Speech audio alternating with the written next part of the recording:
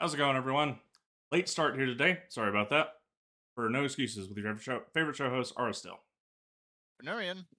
Yeah, and Volacel, and I think we can blame Serithus for our late start. Yeah, I guess we can because we kind of get distracted by shenanigans. so Serithus, you've been hacked, buddy, and you've been hacked by a bot that was good enough while me and Fern were distracted to get Fern to download the thing and get me to at least click the link. I, on the other hand, sincerely believe nobody is interested in the state of my life whatsoever, so I was not taken in by the shenanigans. Yeah, because you don't message me normally. However, if there was one thing you would message me about, it would be, "Hey, check out this Boomer Shooter mod." Yeah, And so I or a thought, shit post. yeah, when it's sending me links to stuff, I'm like, oh, maybe he wants us to talk about it, talk about this Boomer Shooter thing on the show. Oh, that's a full 3D asset game that's only 74 megabytes. When I look down at the download file, and this website does not look like something does not look like something Serathis will do at all. Wait a minute, and Yeah, it's that's that was a issue. Vol didn't get caught because he was busy playing with the bot. yeah. My next was after that because okay, this is obviously a scam, but I'm going to run all sorts of scans on it and let's see what turns up. Yeah, Maybe I didn't actually pick up anything, which is interesting, but also terrifying. yeah, I didn't click that download link once as soon as the web page opened. It became abundantly clear this is not Serathos. Oh yeah, But I did look at the hyperlink for it and for the download, and yeah, I didn't click it, but man, it's that was sketch as crap. yeah. So yeah, apparently what it does is it skims your Discord account and basically steals that, and then propagates itself. Yeah, So yeah, so yeah. so yeah, If it's some kind yeah, of bot that does it too. yeah. So if one of your friends list people's pops up and just says "Hi, how are you?" instead of shit posting, that's a bad sign. Always open with a shit post.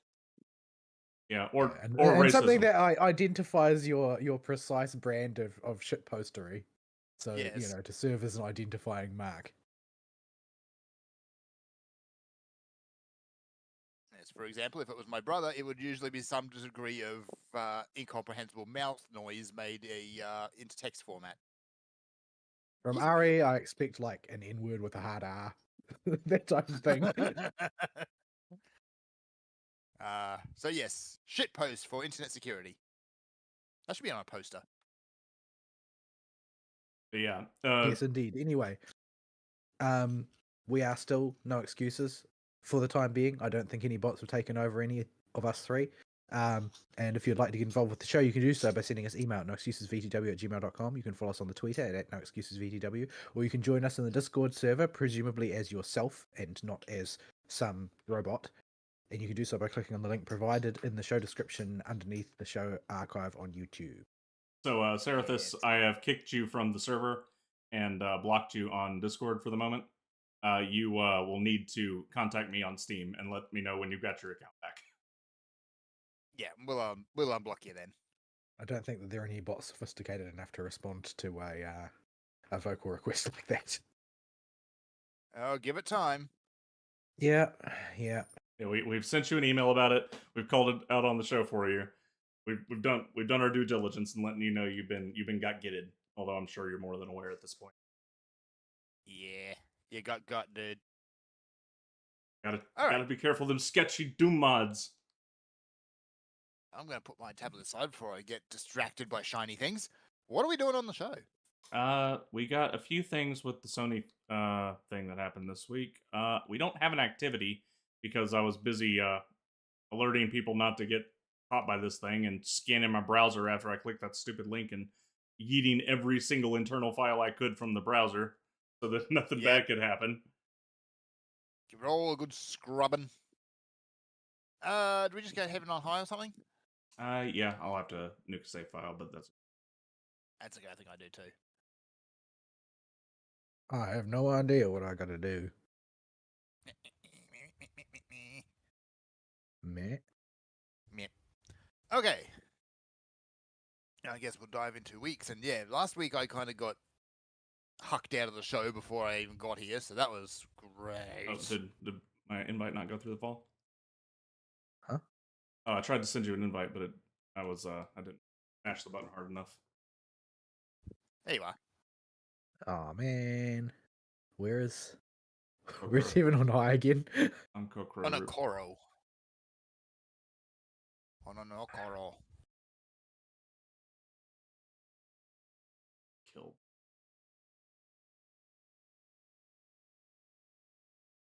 Yeah. Oh, worrying. I don't know what either of these save files are, so they can just go bye-bye. What are you going in as? I'll pick a. Probably be best for me to. You want to tank it? Okay. You. What's the minimum level for entry on Heaven and High? It's level 50, I can't get experience on anything either, so I'll wait for Fern to decide. Play what you want, and we'll pick a.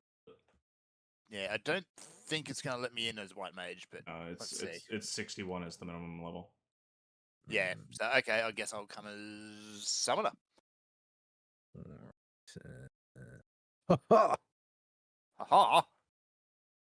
have no idea how to play Black Mage at whatever level we're going in as, because that's always the issue. Black Mage doesn't play the same at any given level. I have a. Yeah. I do know 70 is the cutoff bar, where I just don't. I have a totally separate set of bars for 70 and lower, but I could not tell you what the logic behind them is. One's going to Summoner now. Okay. So I'm going to I'll go, Summoner. I'll go Sage. I'll go Sage. The way I can keep Fern alive. Yeah.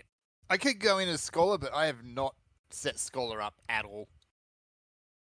Oh, that scared me again. Hi. I'll never Surprise! get used to that. The Alright. the fact that my controller goes berserk every time Q pops. Ugh, I need to fix that placard. Or that profile picky, whatever. All right, I guess we'll jump into weeks because I did a few bits and bobs. Oh, he's gone. I did actually have a crack at soloing Palace of the Dead, which was interesting. How far did you get? I went in on Dark Knight just so I could get a feel for things, and made it to floor 106, and then I got greedy because Palace of the Dead honestly does not start until level floor 100. Yeah, it's a total joke until then. Yeah, the floor 100 boss on Dark Knight anyway took actually twice as long as I expected it to. But yeah. Oh yeah, you were you can only do the resolution strat with as few resolutions as I use on a DPS. Yeah, I actually had to do the rotation twice on the tank. Yeah.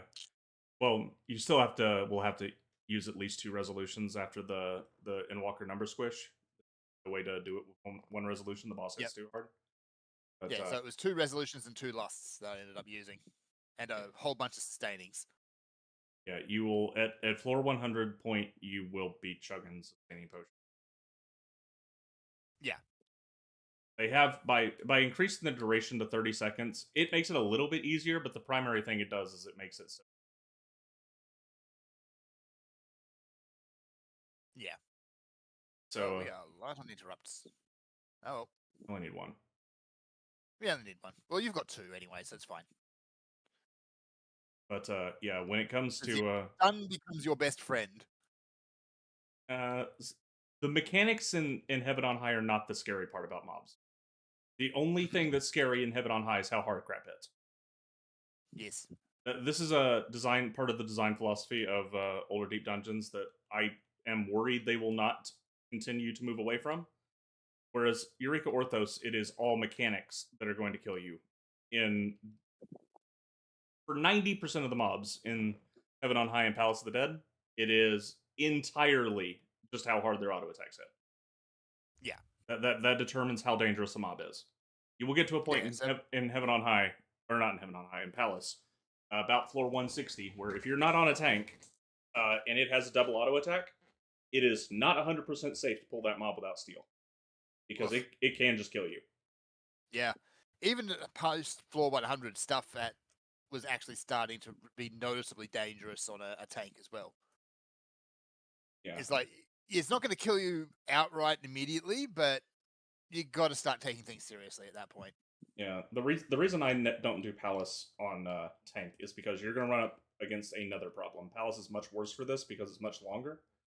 There's more floors for this to potentially happen, and that's while you can safely pull more crap, time is already an issue on DPS on the later floors, and as a tank, as soon as you get to 150, you are going to have to immediately start applying wacky tricks like using a commander of sight to look for landmine traps and using your invulnerability to step on a landmine trap. Otherwise, you are not making it.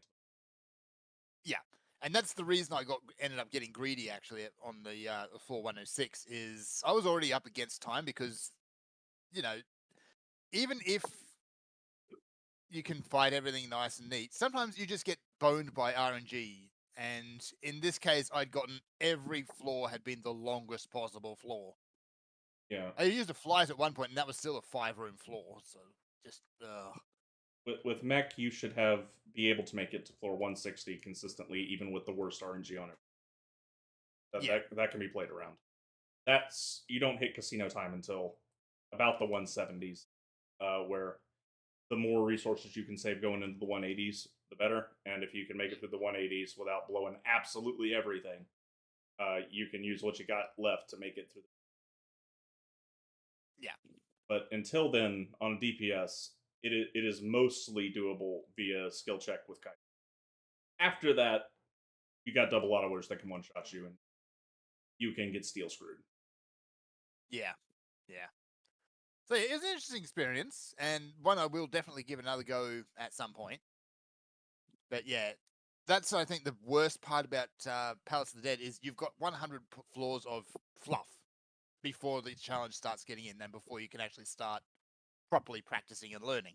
Yep, get you some audiobooks and podcasts if you want to seriously do it, because that's what I use the first 100 floors for, is if I actually really wanted to spend that evening listening to an audiobook or something, I just wanted to make progress in Palace, that's what the first 100 floors. Yeah. All right, beyond that, still chipping away at Fallout 4, still having a lot of fun just messing around with mods and cruising around the wasteland. I get into that kind of rut every now and again where I'll fire up one of the old Bethesda games and just go ham with mods. And used yeah, to- just smiling down upon you. Todd is He wants you flying to down on buy my wallet. Skyrim. How many times have I got? I've got like 5 copies of Skyrim on various platforms. It's ridiculous. You don't have to indulge him, you know. Oh, I haven't bought most of them. I bought it once. But yeah, there's been that many giveaways and free upgrades and stuff. It's like, yeah, just everyone's got Skyrim now. You don't have a reason to not have Skyrim. I used to have that kind of urge with Bethesda games where I would be like, I'll try some mods. I don't get that. I just genuinely don't care what Todd has to offer. He's got a lot of ground to recover after Starfield, that's for sure. Yeah, if I just want to like dip around and do some exploring, at the moment I have like a vast tract of Genshin Impact to look at, so yeah, I don't really have the urge right now. There's a whole Sumeru there, and there's a whole underneath of Sumeru there. Sumeru is big. In fact, Sumeru I think is a little bit too big. Like, it's just a bit daunting. I don't even like to think about the idea of cleaning out Sumeru. I haven't even finished Liyue. I haven't finished Mondstadt. There's so much stuff just to find. In the case of Mondstadt, it's like I simply don't know where any of the stuff I've missed is, because I'm sort of like at 90 plus on every area, and it's like, well, I have no idea how to find the last little bit. Yeah. Short of getting a guide and just going down the list. So yeah, that's just been a good fun time killer. Just play the mods, Play the mods, because generally the stories that people make for mods are better than anything Bethesda puts out.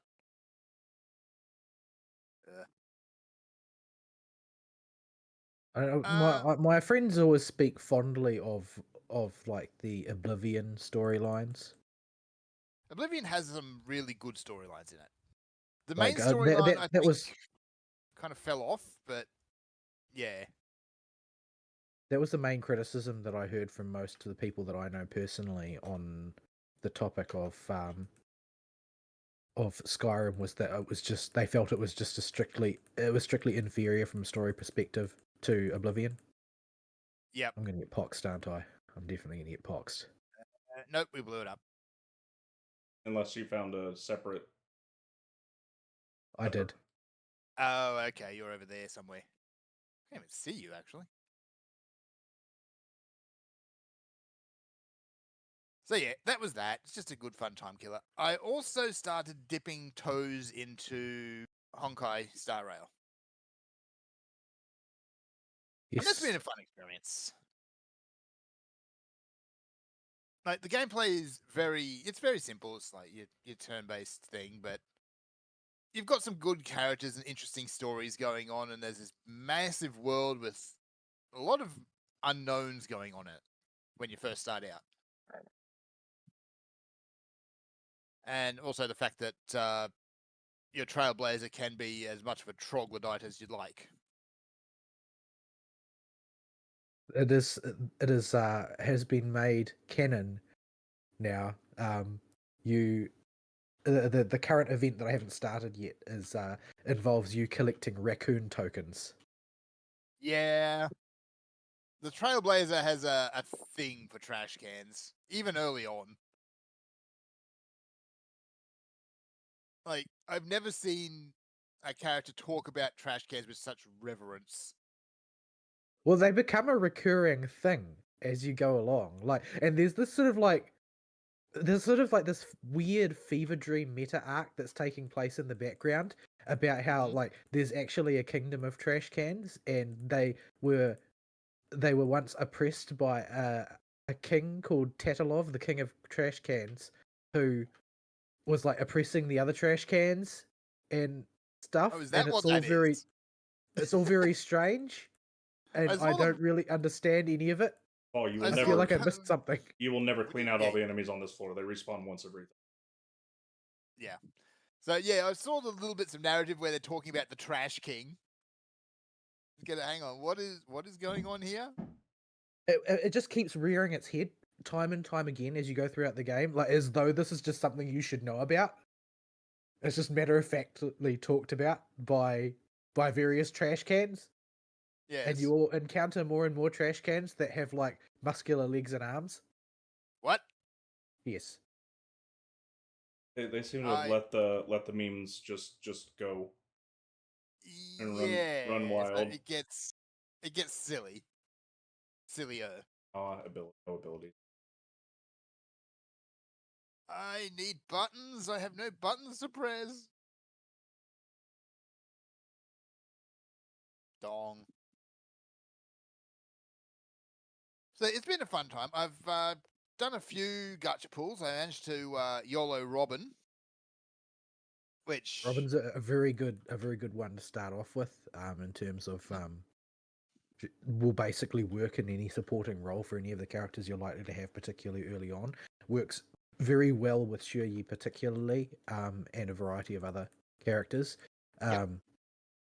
And generally you basically can't go wrong. Like in the absence of having Ruanmei as a Susami knife support, Robin will do just fine.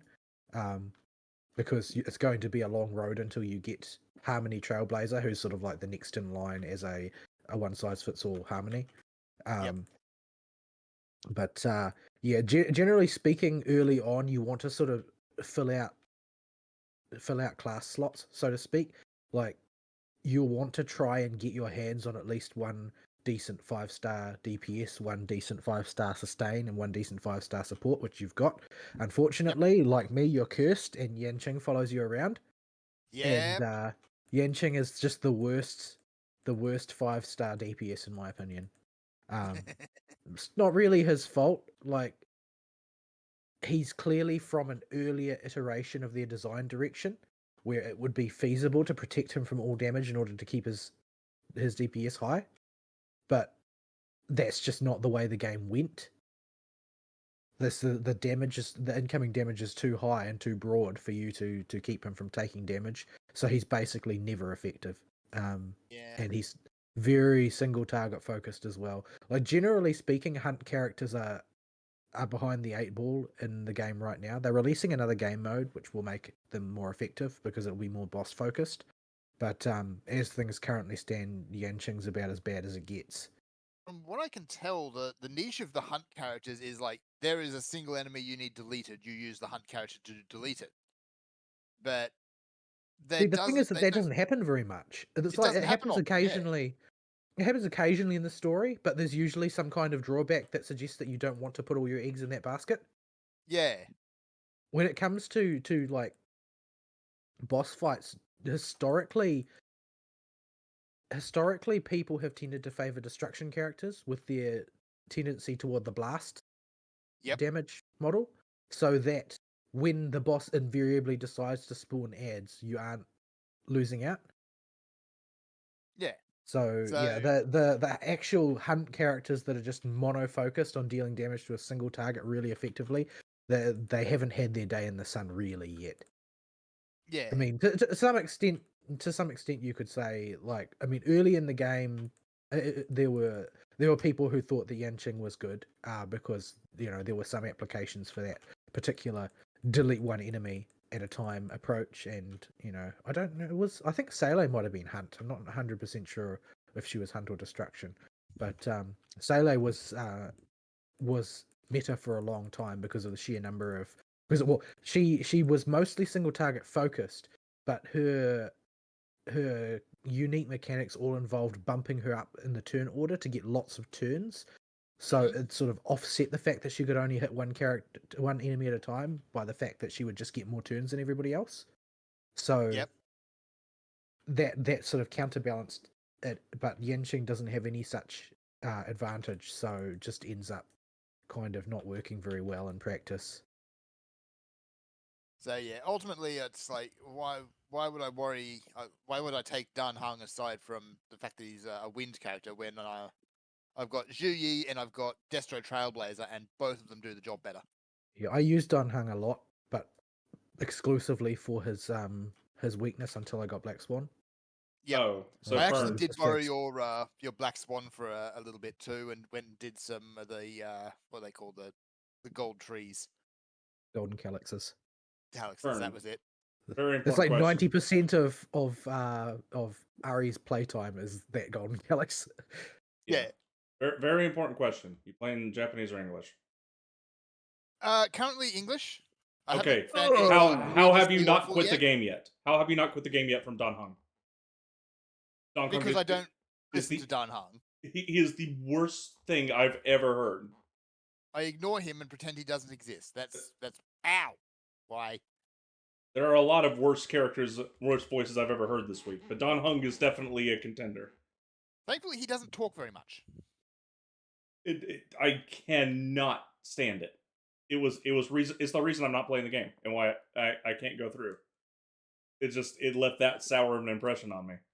I have to wait for it to completely go away so that I can put the character back in my brain under a different language.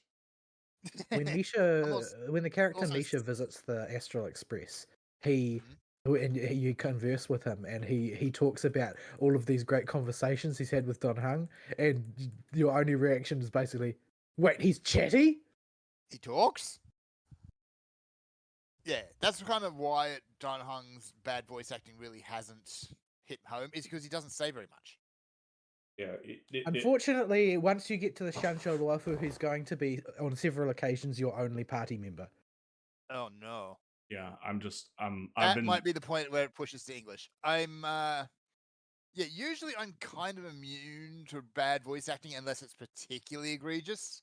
Dan Heng is worse than particularly egregious. Like, that is enough to make me somebody that will actively tell the weebs to shut up about how Japanese is a sacred language and can do no wrong.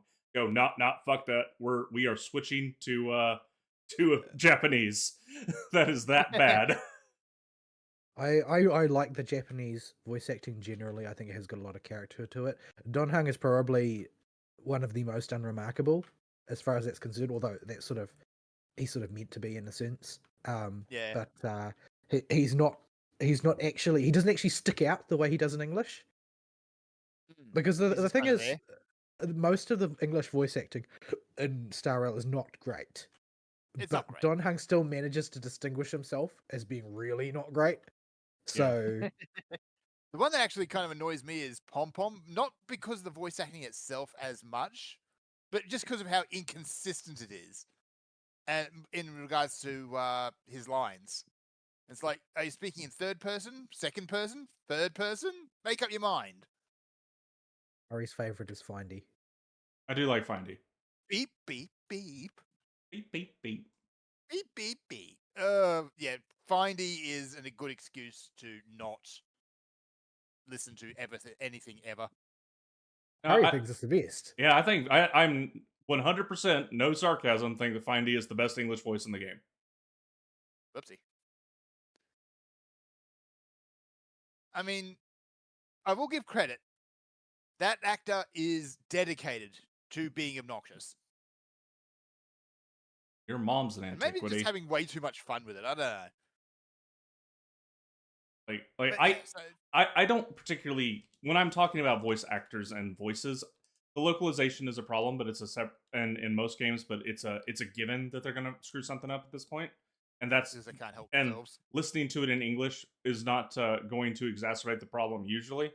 However, because these days it seems more and more games just use the dub script as the subs. Yeah. But so I'm Yeah, mostly talking unfortunately about they do. mostly talking about performance when I'm talking about the quality of a dub or a sub. Yeah. And Findy is just having fun. Whoever the girl they got to do that voice is, they did not give a crap what the original intent was in the other languages and told her just to do her own thing, and she just winged it, and it was funny. Yeah, Findy is like a totally different character in the Japanese to the English.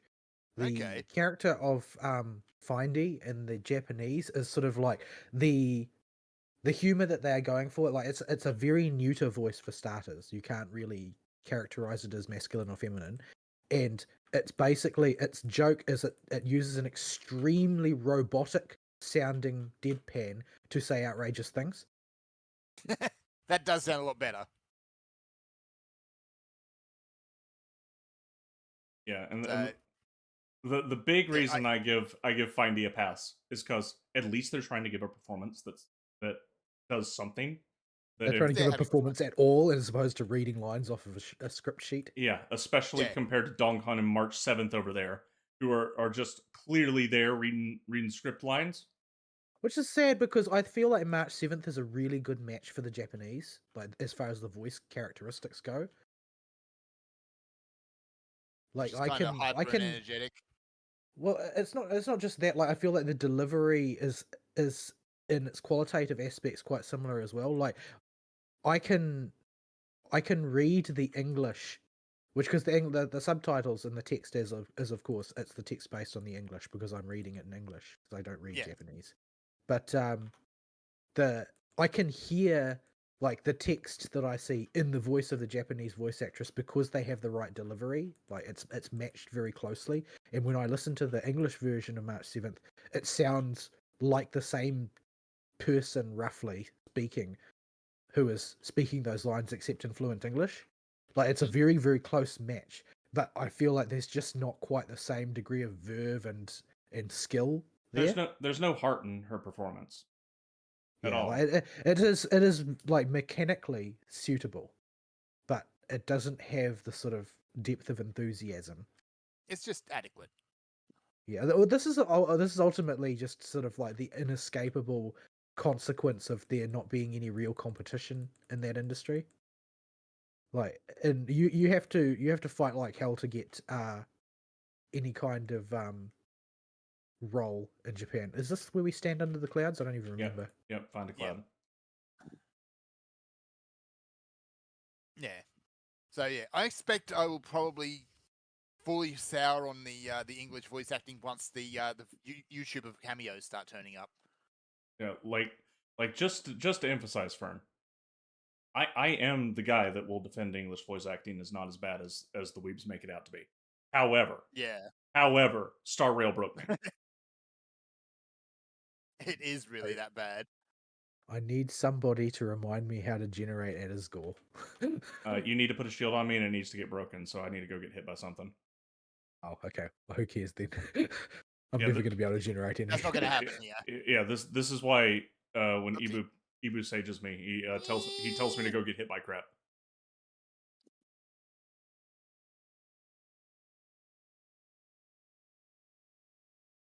Yay.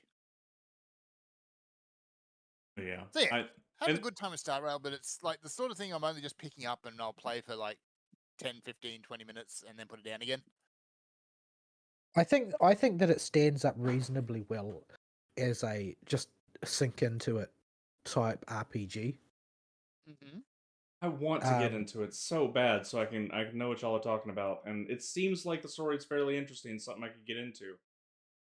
But it's definitely not the best RPG story that I've ever encountered, but I definitely have enjoyed it. Man, just when a performance sours my first impression, it becomes work to reconstruct my initial impressions, and it's just I cannot motivate myself to do it. Well, I don't know what to tell you, man. I don't have a cure for you. Yeah. Holy crap.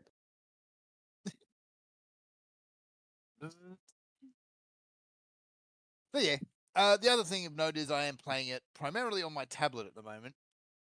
So, yeah, the control system using on the tablet is not great, but it's serviceable. Grab that petrified. There you go. It's not. At least it's not Genshin. Like I can see Yeah. Genshin being a lot worse. Genshin would be Like you only need to be able to. only... The hard part is combat, and you only need to be able to tap in Star Rail, compared to Genshin, where you need to be able to do acrobatics. You gotta move.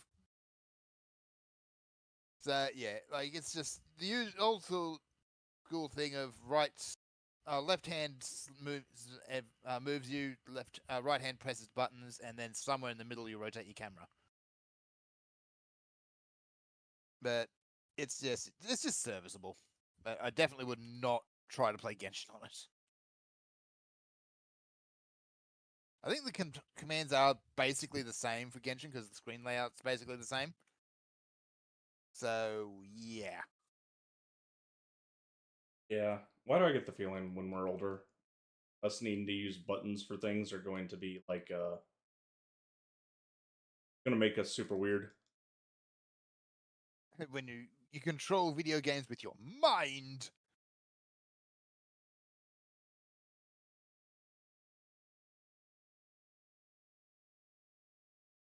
Again. So yeah, it's like I don't think buttons are going to go away anytime soon for a proper controller because like there were those customizable touchpad controllers a couple of years ago and they were dreadful. Yeah. I as long as they manufacture them, if I have to buy some third party, like when New Zealand becomes a third world country, New Zealand product, that's I will still buy Real it. talk, US is on a faster track to the third world than we are. Yeah, but we're gonna be a different kind. We won't be able to manufacture anything. True. Like I think our outlook is way worse. I'm still giving you the benefit of infrastructure. And you're still happily cheerful about that. It's you laugh about it or you cry about it. Yeah, there's basically only those choices for him at this point. Have you seen their president? My goodness. I've seen their parsnip.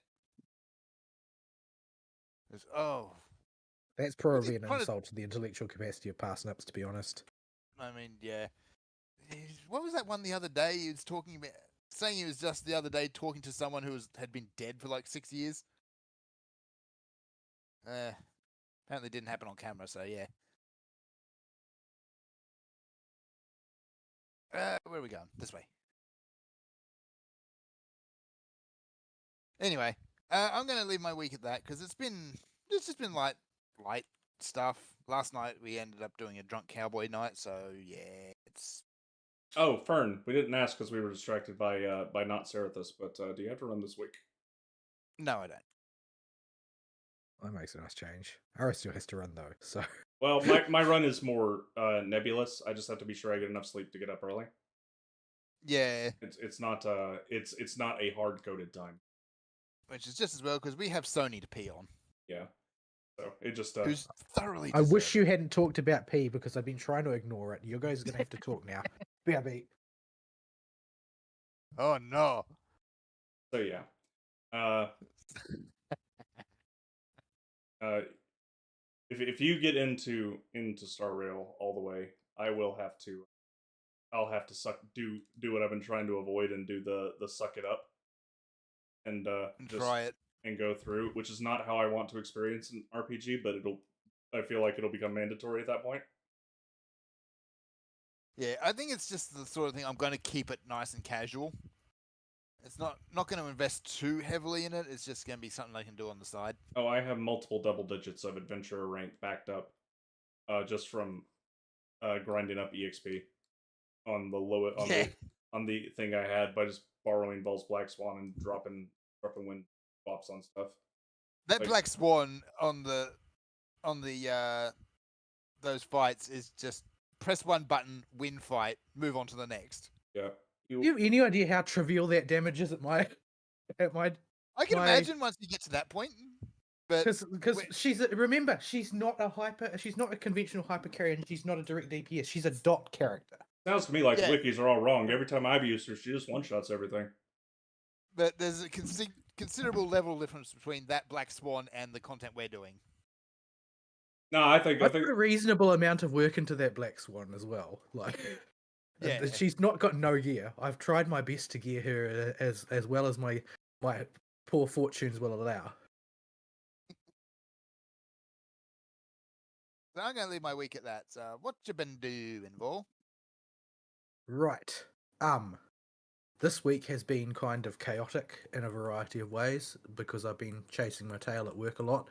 I think we might have managed to clear the May budget without too many issues. However, this month, June, is going to be rough at work because there are only 18 business days, Mm-hmm. which means that I'm going to have bean counters breathing down my neck about making sure all the numbers work out according to plan. Because the Financial year. Jacinda government, or our financial year is matched to the calendar year in order Oh, to make okay. things nice and easy. But the issue is that the Jacinda government introduced another public holiday for June. Oh, So now right. King's birthday and Matariki are both in the same month, meaning that the month-over-month budget becomes harder to meet the fewer trading days there are. Mm-hmm. And so now, and because we're already sort of in my particular slice of the industry, commercial laboratory industry, June is just a hard month because you're sort of in winter, so not many things are being harvested that bear much testing. Like the sort of things that people harvest in winter are things like turnips and potatoes and that type of Yeah. thing. Things that you pull out of the ground and sell dirty. So there's Yes. not really like the same sort of compliance. And no new calves are being born. No new lambs are being born in winter. Mm-hmm. So basically there's not much going on in meat, not much going on in veggies. Like it's just not really a strong business time of the year. And we've got double public holidays and so on. So basically it's hard to make budget in June. And so I'm being bullied from all sides about things like consumables and overtime and etc. etc. It's like, we've got to keep the place running, right? So yeah, I'm under a lot of pressure to take leave. and it's not that I've got anything against taking leave.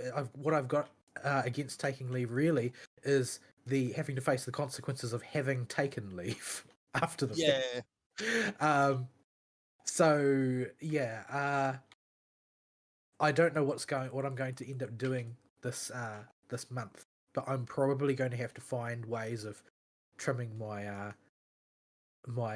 participation in work activities, largely because it's the only meaningful way for me to get the budget nicely shored up, I would say. And I mean, in any other circumstance, I would be absolutely thrilled to have people pressuring me to take time off to goof off.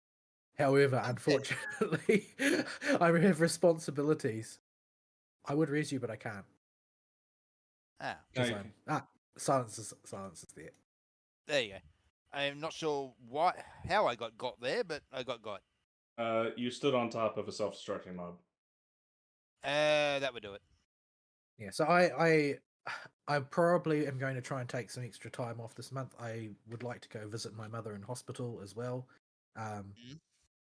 Although I don't know how much my mother would like being visited in hospital. Like, she would like to be visited, yes. The question is whether she would like to be seen incapacitated or not. Yeah, Like, I know. anybody I've who met a lot of has people like anybody with a conventional style of mother knows that their mother likes to mother their children. And my mother being caught in a situation where she's incapable of oppressively mothering me will be probably upset by this. So I'm not really sure whether or not it's the right time for me to poke my head in. So yeah, I'll have to think about Yeah. it. Yeah, there's a Verbaline rant tangent about drugs and what it could do to mothers somewhere deep in my chest that wants to get out, and I'm tamping it down really hard. Yeah, but I've known a lot of people who, like, when they're in the hospital, they really don't want to be visited, but they, at the same time, they really do want to be visited. Yeah, it's like they want the company and they want to know they're on people's minds and being thought about and cared about, but they also don't want to be seen at their lowest. Exactly. If I get stuck in the hospital, I just want to pass the time. Uh, I don't give a crap about that other stuff. Make the time go faster. Come help me, I'm bored. Yeah, like Last time I had an extended hospital stay, though, I had Neverwinter Nights to keep me company, and I beat the entire thing. At risk of causing myself strife, I have never been hospitalized before. I don't even know what it's like. you done said it now. Not fun. Not at all fun. It is boring. Boring.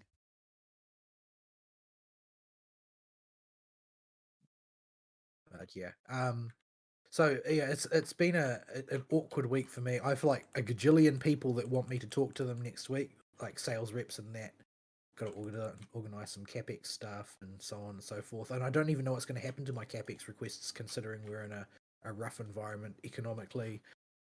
Everybody is. There's nothing strange about that. Thanks, Biden. Yeah. I mean, people might think that it's, and in particular in New Zealand, they do think that it's sort of like incongruent for me to blame Joe Biden for New Zealand's economic problems when, you know, it's not like Jacinda's not to blame. But what America does affects everybody, whether we like it or not. Yeah. And America cocking up and massively distorting the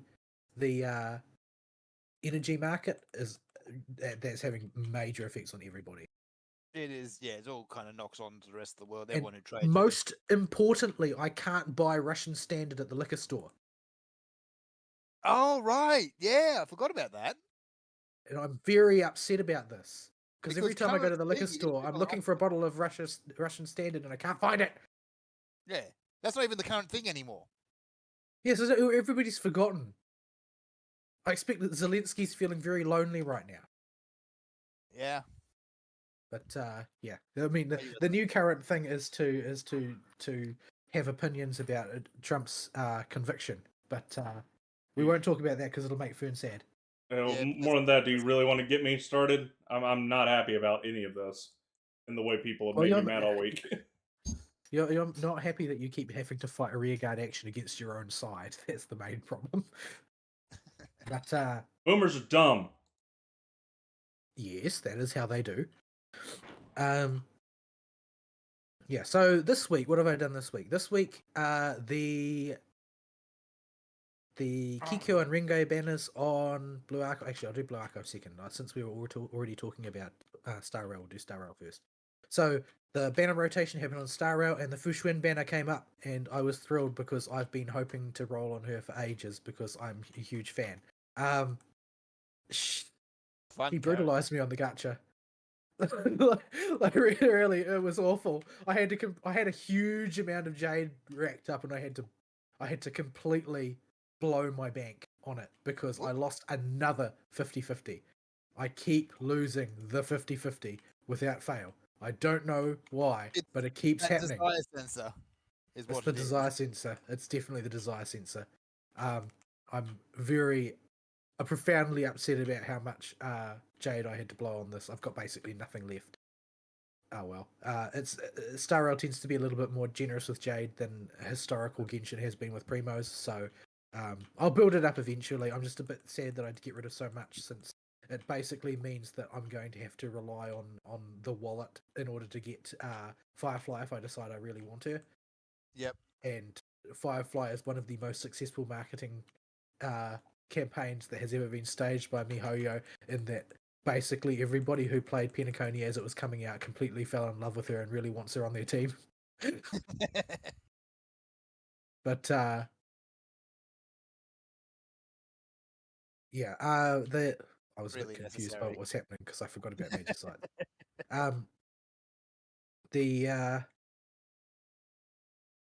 So I got Fushuen, and then I had accumulated quite a bit of materials in advance, so I blew it all to power Fushuen up as fast as possible. And so I've got her functionally maxed now, and she has been an ungodly powerful addition to my team. Like, teams that I hesitated to engage in combat with because they were too fragile are now virtually indestructible. She's just an incredibly powerful sustain once she's totally built. While she's in combat, she has an HP total of 5 figures. Like, That's nuts. She's got a crazy amount of health, and she's really, really good at mitigating damage to the team. Even her damage isn't bad for a sustain, and it gives me some counter quantum weakness that I can exploit on in teams, because I don't have a lot of I don't have any quantum damage built up, except I've got a partly built Shuyi, but I can't save you. You're too far away, Aristeal. Save me. I'm a You warrior. don't need saving. I'm overpowered right now. But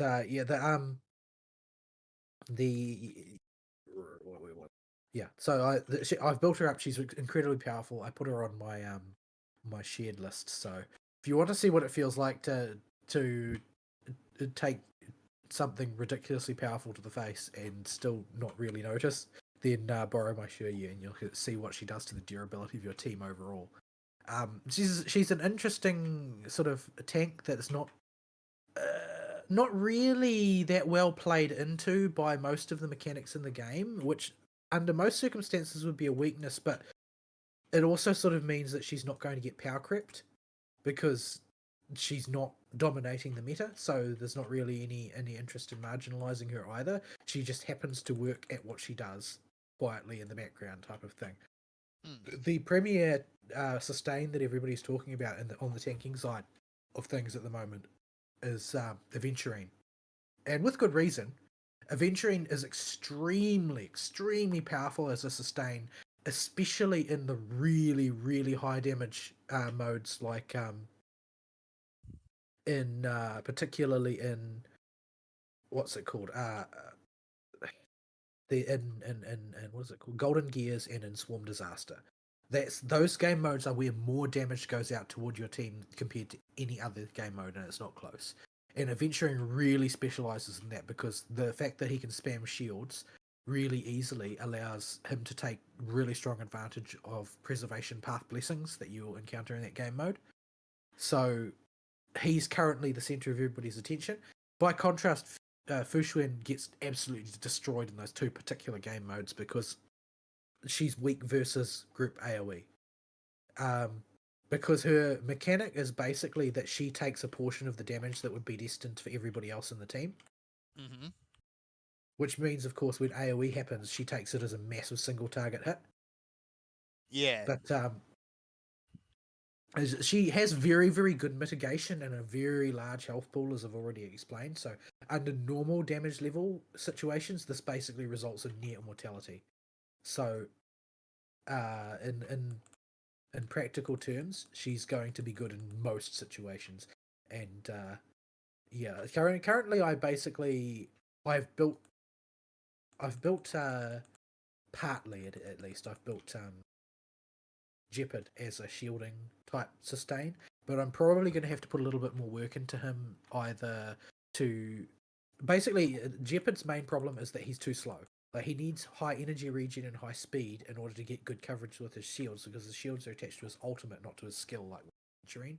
So it's not you don't end up with sort of like seamless shielding turn over turn. You have to sort of strategically place the shield down when you sense that there's going to be a large amount of damage incoming, and then hope you can hold out at length. And that's just not a very safe strategy in most circumstances, unless you can get his energy regen really, really high. So I'll probably have to look at putting together a set of gear which is capable of doing. Maybe I shouldn't be following Fern. Maybe that's not safe. I'm not paying attention to what's going on now. So yeah, I'm looking at maybe going the healing sustain route for my Acheron team, perhaps.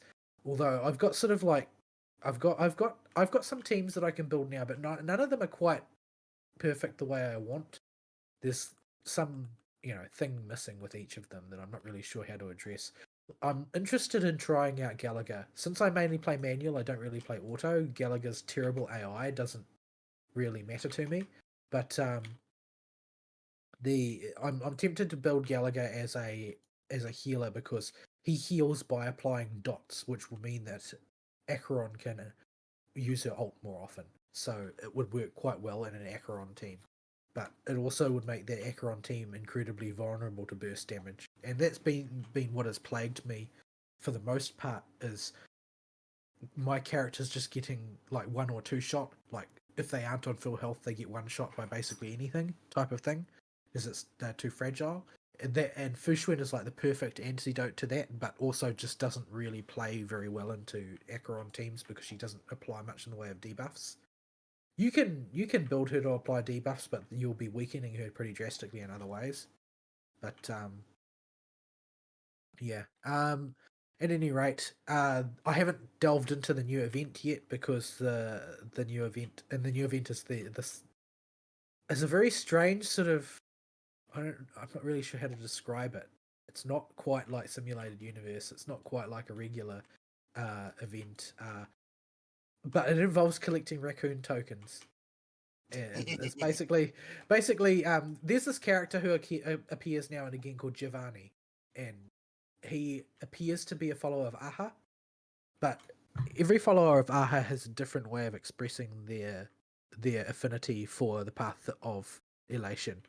Like, Sparkle does it by being a crazy bitch, basically. But Aha itself seems to do it by breaking the fourth wall in universe. Giovanni just seems like he wants everybody to have fun. And he's got roughly the same definition of fun that everybody else does. So he spends his time basically coming up with cool events for people to participate in, just to enjoy themselves. So despite the fact that Aha's got kind of a reputation for being psychotic, Giovanni's just kind of a nice guy. Everybody loves having him around because they know they're going to have a good time. I mean, it's a nice change from Nero, who holds events out of pure narcissism. Yeah. Anyway, and so basically he's come up with this game called The Legend of the Galactic Baseballer, inspired by you. And you basically have got to do a bunch of challenges to develop like weapons and items and that will make you more powerful as you proceed through the event, and so on and so forth. I haven't had a good chance to have a crack at it yet, because I was busy during the week, but I'm looking forward to having a go at it at least. And a funny juxtaposition, really. Like, you've got all these characters there, they've got massive elaborate weapons, guns, size, everything's all high tech, and here comes Trailblazer with a freaking bat. Yeah.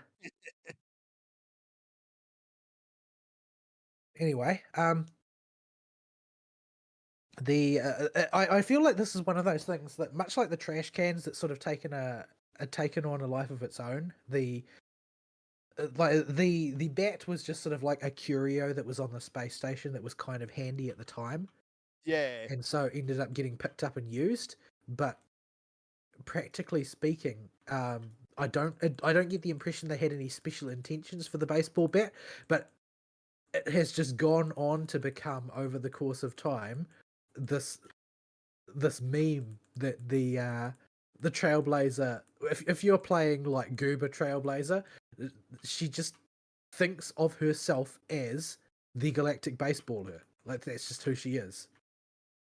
Yeah. I mean, I think the correct way to play Trailblazer is make the brain as smooth as possible. I like Smooth Brain Trailblazer. I think Smooth Brain Trailblazer is by far the most fun.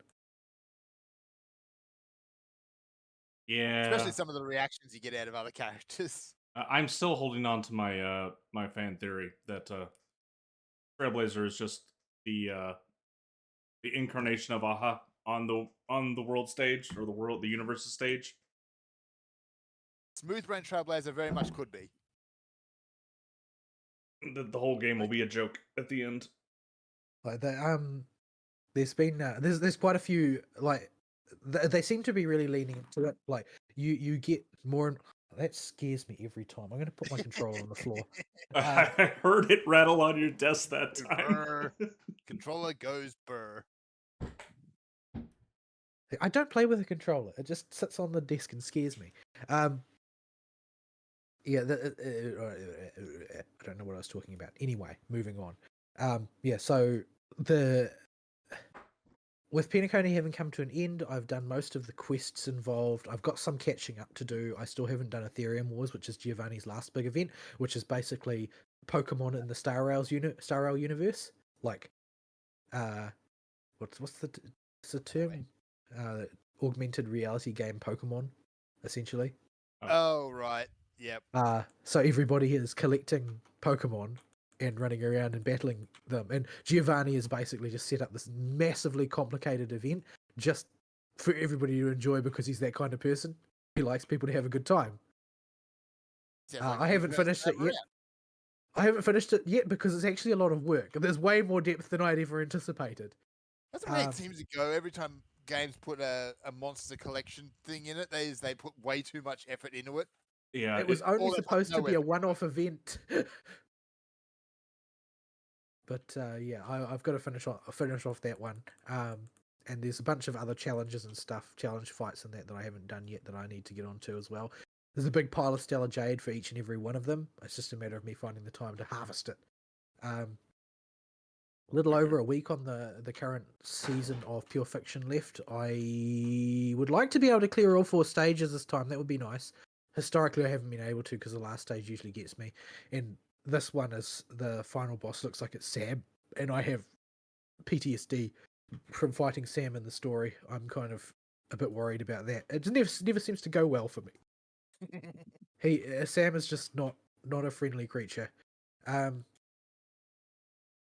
yeah, don't think there's much else to say there. Don't know when the next major chapter will be coming. We don't know anything about it at this point. Nothing has been revealed. Nothing has been previewed. It's basically a black box at this point where we're going next. The sort of hanging implication is that the IPC will be involved again in a big way, because the closing scenes of Penacony involve basically Aventurine talking to Jade about whether or not he's going to be demoted for his performance on Penacony, because he seemed to get caught up in a bunch of personal bullcrap instead of doing what he was supposed to do, and his boss is not very happy. And there's also heaps of unanswered questions about what exactly was Sparkle angling for, or was Sparkle even angling for anything, or was she just being a crazy bitch in general? It's not really very clear. That's the problem with Aha's followers. You never really know if they're actually up to something or not. But yeah, so I don't know where that's going next. Don't know when the next patch is. Currently having fun doing various things. Boot Hill banner is up. Boot Hill's gonna twist the meta like a pretzel, because nobody really knows exactly what the new in-game event is going to be like, the boss event that they've talked about. So, but Boohill is likely to be incredibly powerful in that context. He seems to specialize very much in that type of thing. Oh, we got witching. Okay, I can. Hey, go ham. Free witching means Ari gets to be a retard. But yeah, I haven't made much progress in Genshin. I made a little bit of story progress, but I haven't had time to get back to it. The double drop event on skill books is up this week, and I managed to collect a bunch of skill books for various purposes, and then realized that I can't actually use them because I need to farm more hilts.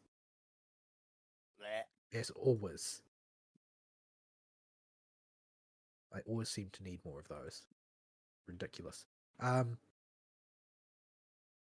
But yeah,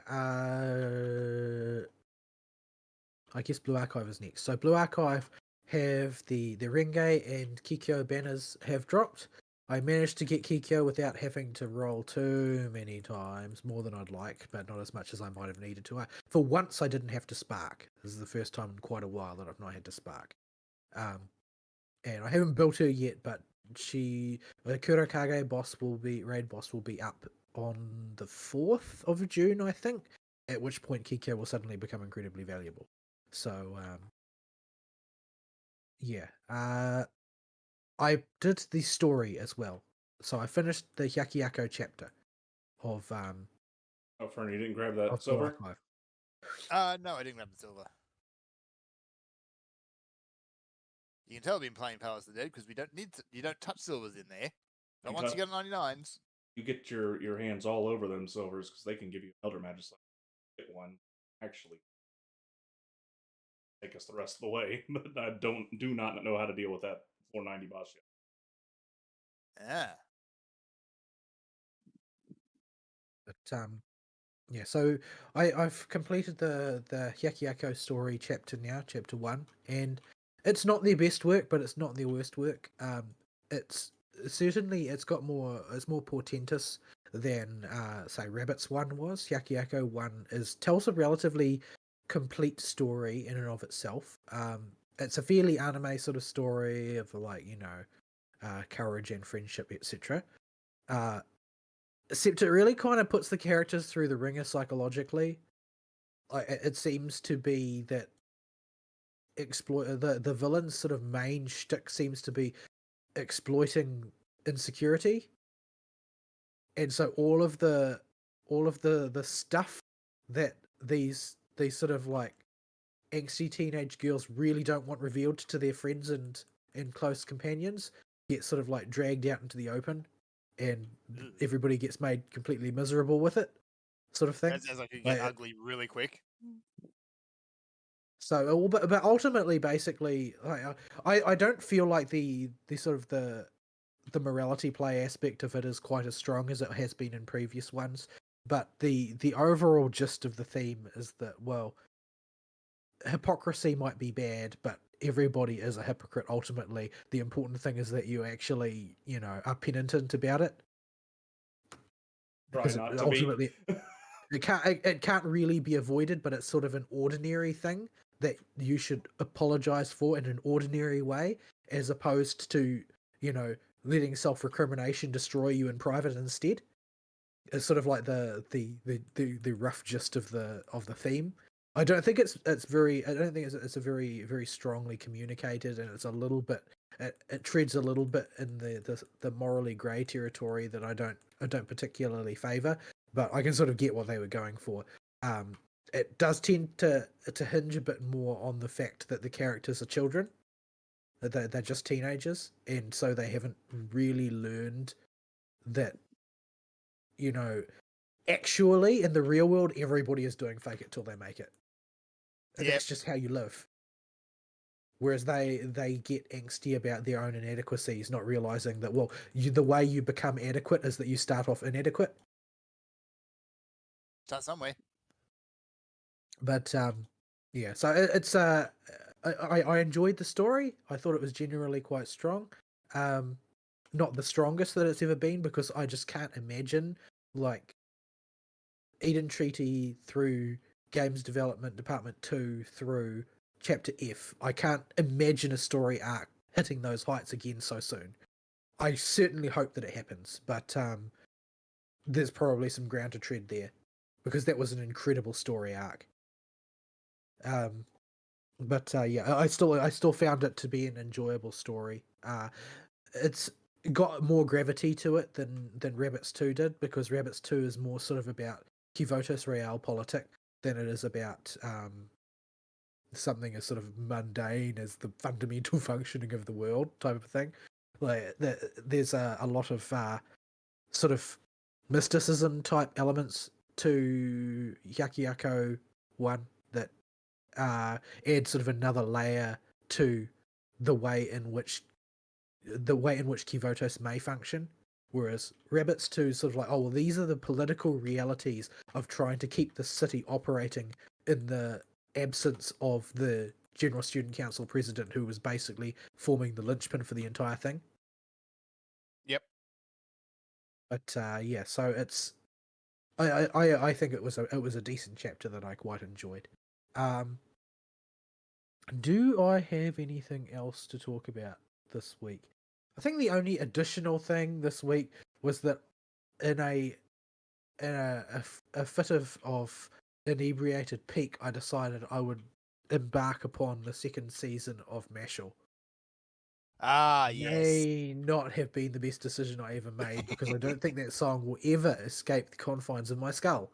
Bing, bang, bang, bing, bang, bang, bang, bang, bang, bang. Yeah, it's Alright. everywhere for a reason. Go treasure hunt time. I popped a fortune one. All right. Yeah, that Yeah. is so catchy, and you can't skip the intro. Much as you might want to, you just can't. Yeah, I sit and watch it every time, like I have no choice. But Yeah. in the midst of me having watched it, evidently the algorithm found out, as it always seems to, and so I ended up finding this Star Rail parody of it, and I was like, I was struck. I was quite struck. It's like, actually, MASH and Stell have a lot in common. Like they're Yeah. both sort of like, they are absolute powerhouses in their context, but they're both kind of thick. Very, very thick. Although I do appreciate that they quick have- cut they put in there of Stell rummaging through a bin. Like it's very they very much have similar approaches to things. It's like there's only the direct solution, and usually when they open their mouths, it causes local jaws to drop. I cast Bat or I cast Fist. The Estelle solution. Time for a little ultra violence. Yep. Singy heart music note emoji. No, frankly, yeah, I'm not sure how what a lot of MASH does isn't freaking magic. Anyway, I haven't watched that much of it. I've watched like maybe 5 or 6 episodes of it, but it's quite enjoyable in a sort of like a traditional shonen sort of way, with its tongue planted firmly in its cheek. yep. Like, it doesn't take itself even remotely seriously.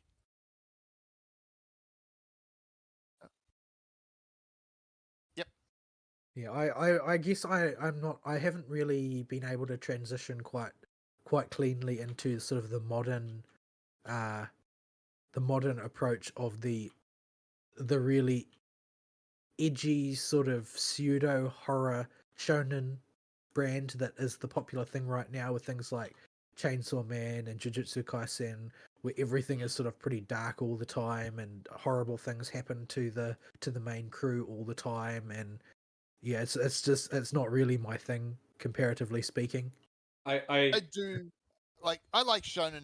I can get behind some of the dark shonen, but I do love the goofy stuff. Like what one of the reasons that you guys have heard me talk about it before, but one of the reasons I really liked ReZero Season 2 is because it is the point in the story where all the grim dark gets its shoved up the show's own butt, and the hero decides, no, no, no, no, we're gonna be positive, and this is gonna be a typical shonen, except the protagonist doesn't have any powers, and he just has to be a good person now.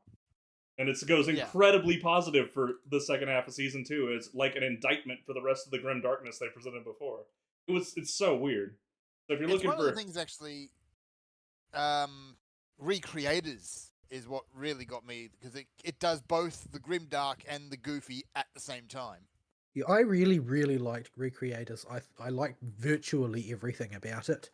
Mhm. It really mystifies me how, to the extent to which it just fell off the face of the earth when its run was done. I don't because know I thought how that it was a either. really solid series. Like Yeah. it had good music. It had Sawano all over it. It had the Sawano drops all over its songs. Had a Oh, didn't great adjust. It had a great catchy opening for both seasons. Like the character It had design for hype. the character design for the main villain is one of the better I've seen in modern-ish anime in a long time. I don't know why Yep. Recreators went poof. I absolutely adored Meteora. Yeah. I loved her. I just thought she was a great character.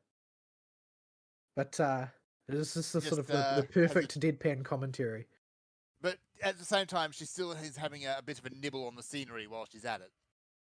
But And yeah, it's great. It's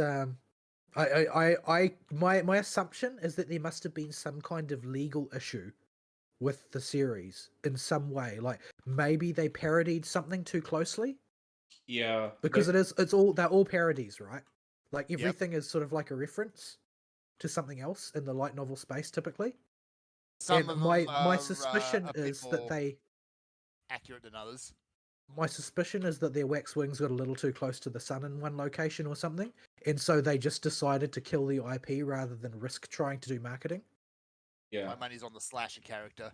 and at the time, the commentary, it seemed, while some of them weren't super hype about it, it seemed like people liked it in general, and it had a lot of potential there. They just decided to pull the plug on it. I've also noticed with the Recreators, if you go to look up any of the music on it, it's always a different YouTube upload because they get taken down faster than any other music uh music for an anime that gets uploaded to YouTube that I've ever seen.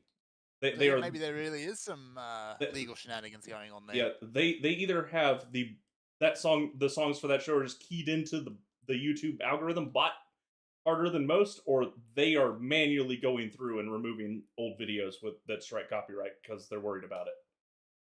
I was champing at the bit for a localized, like a local distributor to release it on Blu-ray so I could get it, but it never happened. Never happened. Yeah. So weird. Maybe I'll dig it out and watch it again though, just cause. Yeah, I probably will at some point in the future as well, because I really liked it, and it managed to have in it simultaneously all of the really trite stereotypes of modern genre anime, while also having like a very down to earth real core story.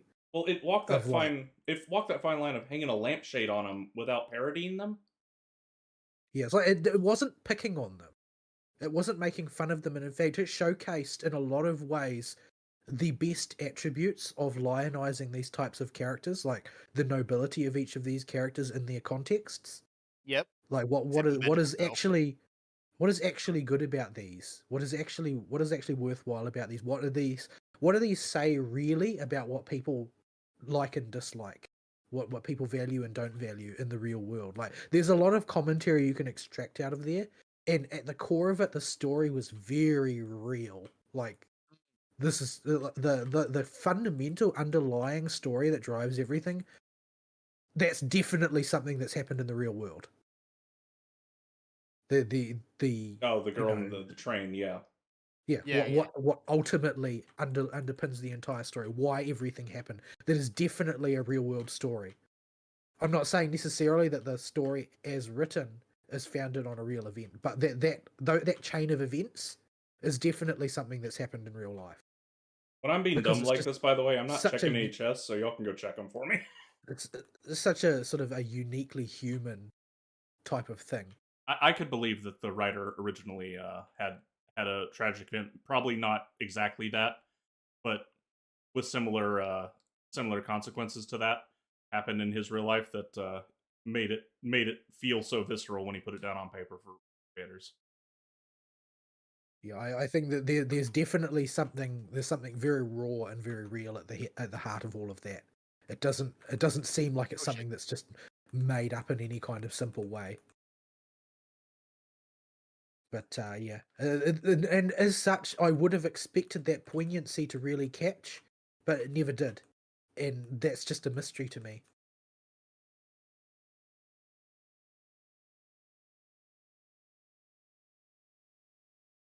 Well, that was fun. What? Yeah, ball hit alluring. Oh, that's fine. Did I? Yeah. I didn't even notice.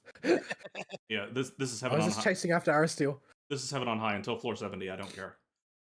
There'll be a Yeah, few. that's my point. There'll be a few mobs in the 60s that I care about, so we'll probably slow down a bit there. But Harambe.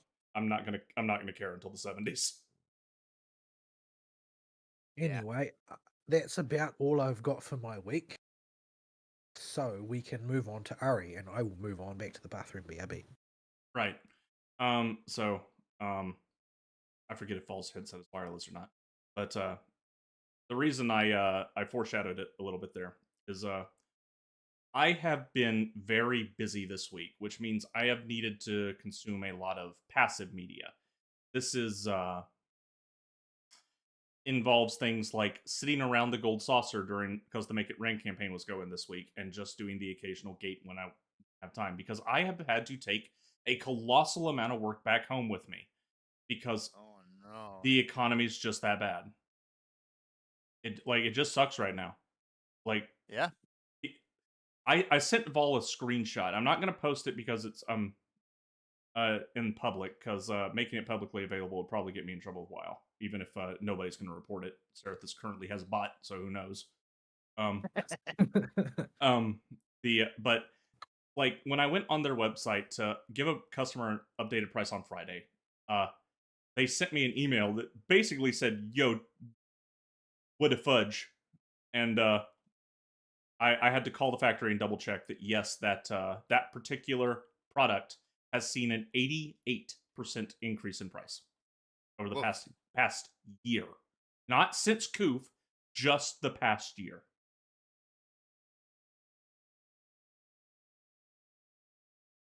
Yeah, that's a big blow. Yeah, it went from a $4,000 product to an $8,500. Oof. I forget exactly where. I think it was like 4,800 to 8,500. So yeah, it just was a colossal pain in the keys to this week trying to get this taken care of, because I've also got an opossum who is just mortified by the idea of a competitor we have since run out of the area, and they're not even listed on WoW's website as a rep for WoW anymore. Who's our main line, but they he has forced me to try and mark stuff down way more than we can afford right now in this economy. Like, Yep. we cannot do less than a 40% markup. I do not care what the dealio is, or how bad you think the competition is right now.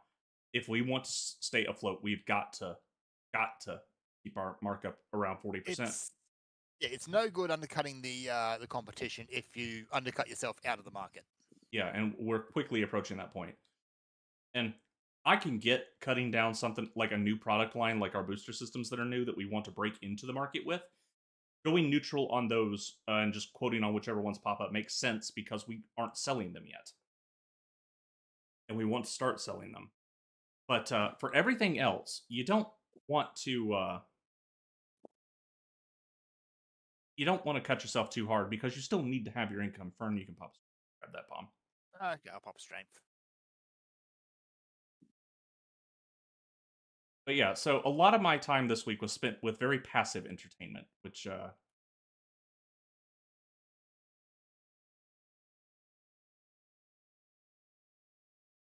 Oh, Titan. Yeah. Bye, Titan. So the primary bit of passive entertainment I would do when while I was working at home was gold saucer events.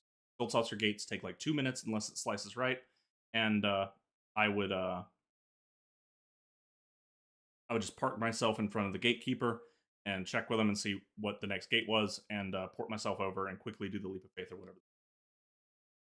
Um, I'm in a mood this week, folks. So apologize for the heavier swearing than normal. I'm not gonna go back and bleep it at this point. At this point, I'm considering our show PG-13, but we're still gonna endeavor not to quite. You go- haven't already? Yeah. I'm just throwing a lampshade on it because I've been swearing more than normal this year. But I do not generally go off this hard on the show. It's been a week, and the past few weeks, and I've been having to deal with some very frustrating people. So yeah, made millions of MGP because of Make It Rain this week because all I could muster the ability to do this week was just do a few gates. I could like what we're doing right now was too much effort for me this week because this requires me to be constantly tabbed into the game. All his crap is non-telegraphed. Untelegraphed swipe when he raises his claw back. Untelegraphed line AoE when he puts both his hands in front of his face. Look away mechanic that is telegraphed. It does have the eyeball on the boss. Bombs that'll appear around the arena. They're do circle, pulsing circle AoEs until they despawn. And while the bombs are out, he does a proximity move. Just watch out for the 2 untelegraphed moves. I'll try to face him away, but I don't know if he picks a random target or not because I always do him solo. I expect he does. That's the frontal cone. Swipe. Next will be the lion AoE. He'll might target that on a random person. Yep. There he goes. And everything else has a telegraph, and he should be dead. Back around. Wrong zone. So yeah. The active video game project at the moment. Oh, Vol's gonna go murder Fern. Dap. What are you doing? Stop I'm poking doing me. 200 damage. That's what I'm doing. Away from this. Why you lead me through worst possible location? Hang on. I gotta lead you out of the bombs now. Hang on. As long as I control back. as long as I point the boss's Ripper Claw this way. Oh, it doesn't even kill you. I wanted to see if it'd kill me. I'm disappointed, boss. I don't even have a steal going. I know I'm a tank, Oh, but even See, then. I wasn't paying attention, and I just ate a blast, and didn't kill me. Yeah, what a letdown of a boss. Even the bosses are pitiful here. A bit of a damp squib, yeah. Is there like a upgraded version later? Nope. No. What? No, like Palace of the Dead, the back half has a lot of repeat bosses, but they're the same boss but with teeth. Yeah, they're not there is no the same boss, but it hits like a tanker truck and will one shot you with its mechanics like with Palace of the Dead. There's just the bosses in here are on average just way easier than Palace. Palace has harder bosses on the later floors. Heaven on High has harder trash on the later.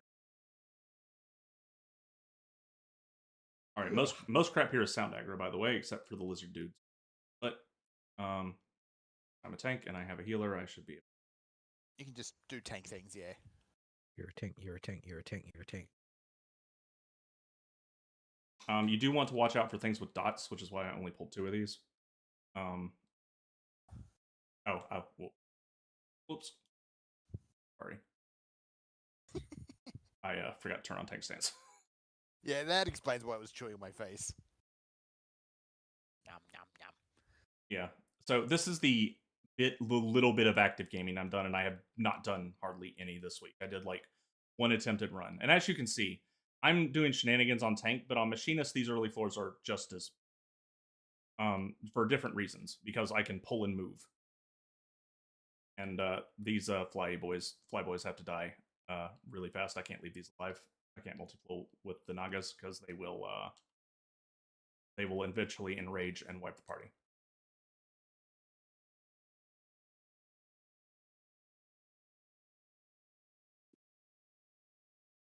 But I've been trying to get my Heaven on High clear by working and getting used to the mobs. I've not made serious attempts on Heaven on High basically ever. I made a few passive casual attempts before in the past, getting up to like the 60, floor 60 or 70, floor 80 a couple times, but that was as far as I went. I haven't made any serious attempts, so I started my serious attempts by first building up my stockpile of potions. I have 10 pot shards sitting in my bag, and I have 100 extra potions sitting in my bag, and 978 potions in my bag right now. Yeah. So,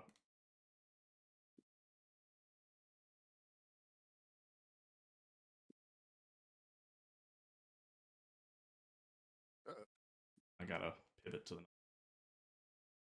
Let's.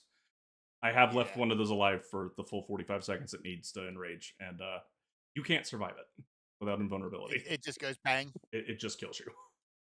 Yeah. You need to invulner, you're dead. These Kaminari things, I think, didn't they have a thing as well? They stack Vuln on you, but so you don't want to pull too many of them, but they're not scary by themselves. Thinking that were the thing that would shoot lasers through the walls. Yeah.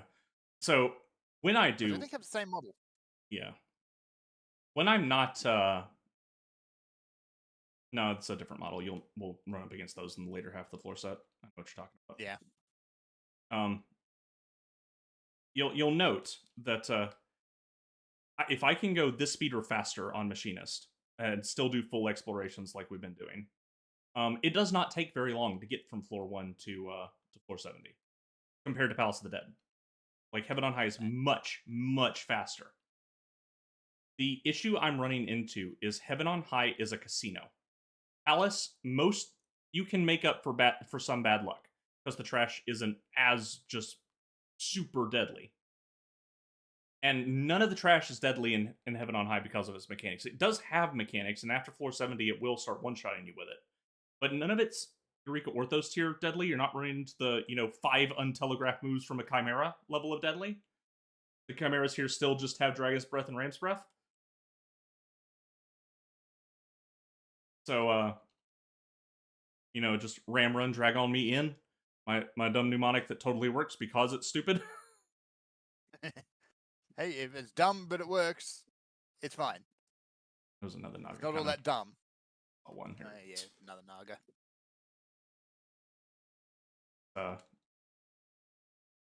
But yeah, the trash here just hits really, really hard. Its whole gimmick is just the trash hits like a tanker truck. These things are one of the things I can't multiple. They will eventually, when they get low, do a line AoE, and they also have a timer. And that line AoE will one-shot you. Why are my buttons not working?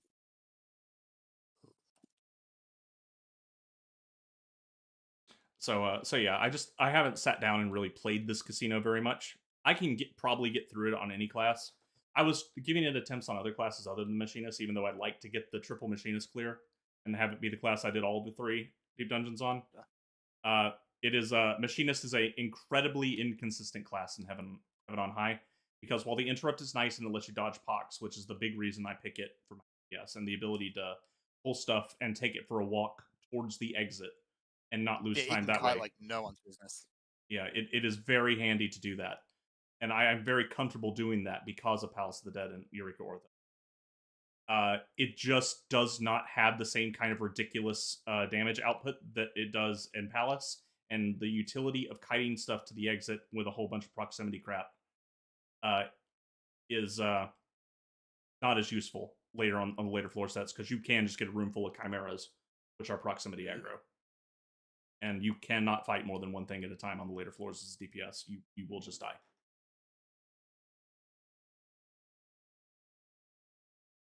So I've been trying it a little bit on Summoner. Summoner has to deal with Pox, but its burst damage is high enough that it can just blow up a mob every minute. Like I just did there. Yeah, Bahamut at this level is insane. Yeah. So I've been trying it a little bit on that just to see what it's like. And I've got it up to floor 80 before. The problem with DPS, and the big thing that makes it a casino, you cannot avoid opening chests if you want to get through on. You've got to be able to have palms rolling of some Yes. description while you're going through. Now, the shoe here is because the trash hits so much harder, that includes mimics. And Yes. when you open a chest on Machinist, once you get away from a mimic, it will have trouble hitting you for the entirety of its remaining uptime, as long as you've got a full room to run in a circle in. You can kite it almost perpetually forever. Somebody grab that Petrify after I check this chest. Oh, Fortune 2. Yeah, you guys grab those 2 chests.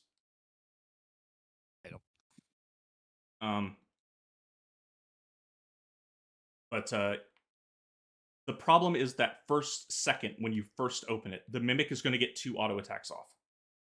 And the only way you can guarantee it won't kill you if you don't have steel is to pop Tactician immediately, as before you even open a gold chest, and just have Tactician going. And or to have your finger on the second win button after the first hit auto attack hits you.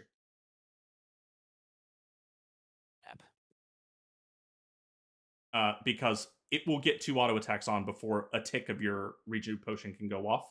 And if your server tick is just in a bad spot for your potion, even if you have it pre-rolling, that mimic can just go chomp chomp, and if it crits twice, you're dead. Yeah. So that is where most of the casino aspect of this is coming from, and why people say that tanks are the easiest to clear Heaven on High with. You do have to do on the later floors to save time. You do have to do what I've been doing with landmine plays and gather up AoE plays for stuff that's safe to pull. But it's still easier dealing with all that crap than having to play the Mimic Casino.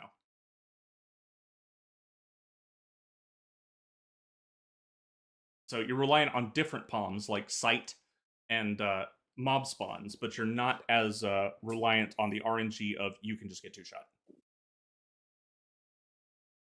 And even on Machinist, if it's a mob that can double auto, it's scary, and I have screwed them up occasionally before. But I played Machinist in Deep Dungeon so much that I can actually desync the mob's double auto from its auto attack with enough practice with the floor's layout. And all the floors in Heaven on High are very conducive to doing this.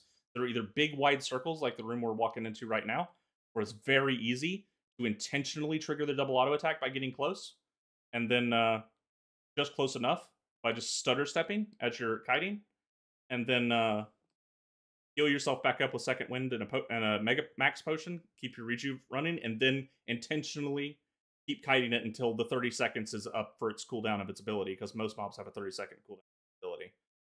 And then just make sure it auto attacks right before then, and then heal yourself again. And then you're usually pretty good. Oh, there's a Petrify somewhere. You ready for that?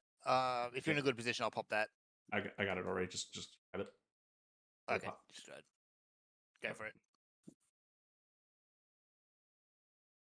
You want to sprint outside of combat, and you want to be near the mobs that you want to start whacking after you petrify. Maximize the full 20 seconds of sprint, and because you still have to run around the edge of the room.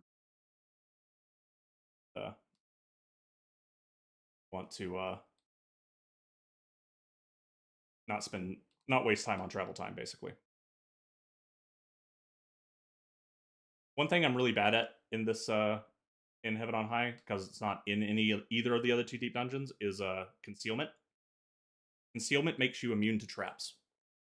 And unless a mob has an eyeball over its head, which are not very many, it cannot see through concealment. Okay, but will sound ones will obviously still aggro. Do proximity ones? No, sound and proximity do not aggro. It says it's called concealment. It's not called invisibility. Yeah. Yes. Yeah. If there's a Fern, get ready to grab that petrify. And just blow this guy up. All that. Yeah, you may also notice that as I'm... oh, cool, we got the Serenity back. I had a Serenity because it was no items floor. You may also notice that I'm not hitting the same button I normally do when I sprint. The DualSense Edge has come very, very useful in Deep Dungeon by being able to put Sprint and Peloton on the back paddles. Yeah, you found a use for those. Yeah, let me tell you something. On controller, even if you have enough space to put all your abilities on the bar, the more freedom you have to place buttons, the more comfortable it is, and the quicker you can react to stuff. Looking forward to that button squish in Dawn Trail. Mm-hmm. Mm-hmm. And your ability to play in things like Deep Dungeon is entirely based on how fast you can react to bad situations. Failed. I might actually, if I can get a hold of a working DualSense for once, I might actually try and learn controller in Dawn Trail, since I won't have to spend so much of my mental energy wrestling with the idea of where do I put all the buttons. So Yeah. expensive. Yeah. The primary reason I got the Edge version of the DualSense was because you can just buy stick replacements for, like, in the US, $10. The problem is they're never in stock. Because people need to replace them so often. I'm Yes. really frustrated with the fact that they made a premium controller without Hall Effect sticks. Like, why would you do this? It's so nonsensical. Everybody is clamoring for Hall Effect sticks so they don't have to deal with the sodding drift anymore. Do not get hit by this thing's line AoE, it will one-shot you. And they literally just spam a line AoE. That's all they do. They don't even auto-attack.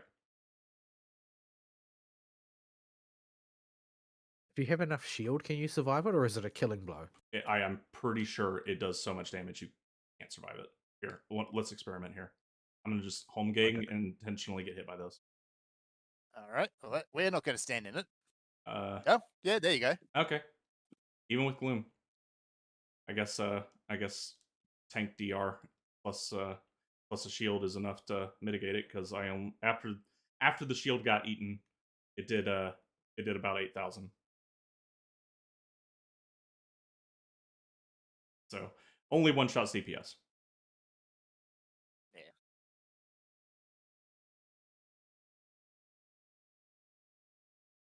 But yeah, that's pretty much guaranteed one-shot on DPS. It does easily about 16k. So something you'll notice if you are doing deep dungeons these days, and you're looking at all the old guides, all the numbers are wrong. Yeah.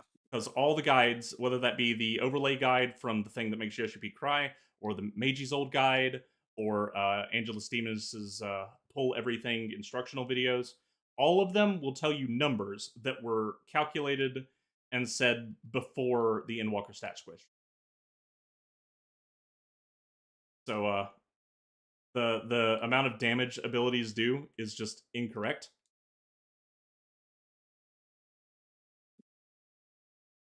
Yeah, that's to be expected, though.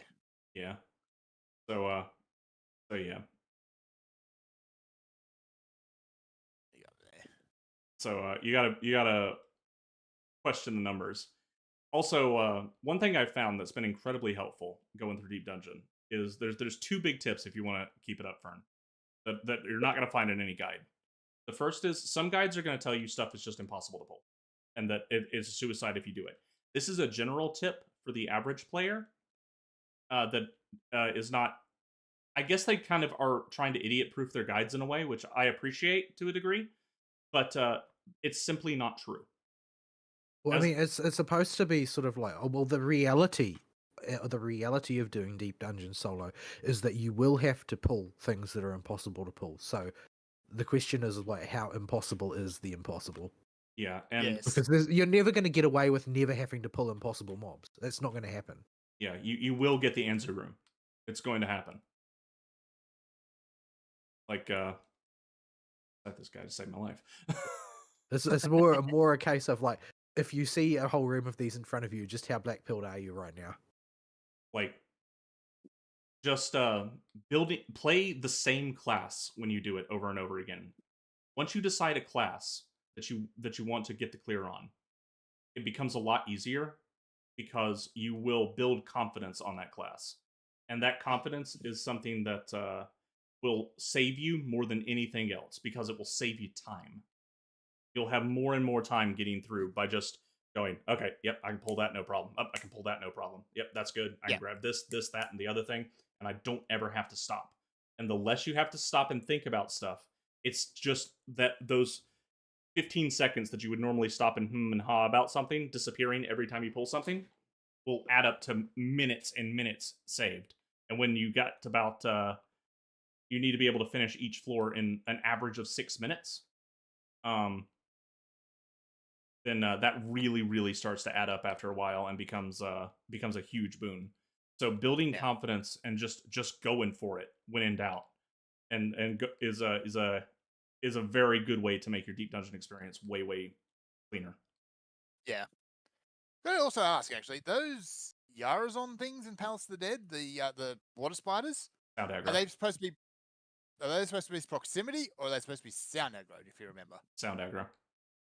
Okay, I'm pretty sure that's a lie, but anyway, I just could not get them to or sneak past them at all. Are you you have toggle walk, right? They could be proximity, but yeah. I'm fairly certain they're sound. The guide says they're sound, but I'm almost certain they're proximity.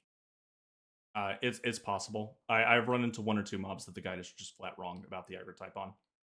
Yeah, because that's really what slowed me down on those last floors, is trying to sneak past those things and just aggroing them every time. Yeah, and also you've seen me do it a few times even in this run where I just will go into a room and not give a crap about what's in there and just run right by and grab the chest. You need to be able to confidently do that. Yeah, and once you can reliably what does what, you can just do that. I'm gonna try to land. Yeah, I'll strong. Trying to get this thing out of the room.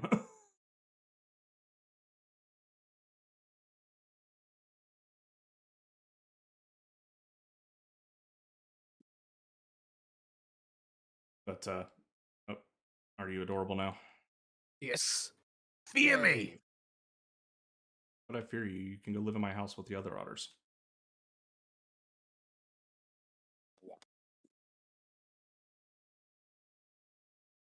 Yep.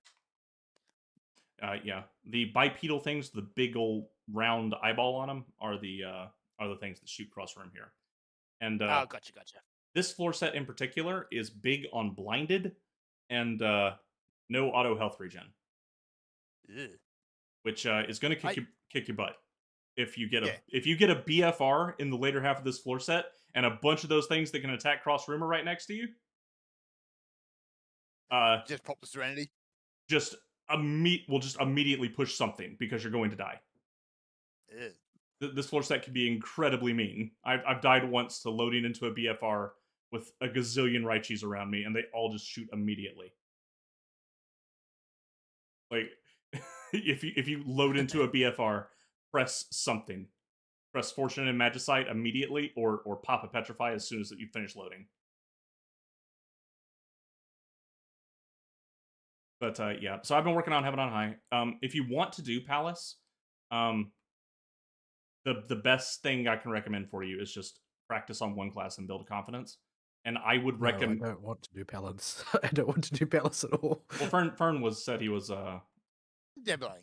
Yeah, I'm just saying that I don't think I have the psychology for it. Like, I have too short of an attention span. I get bored of things too easily.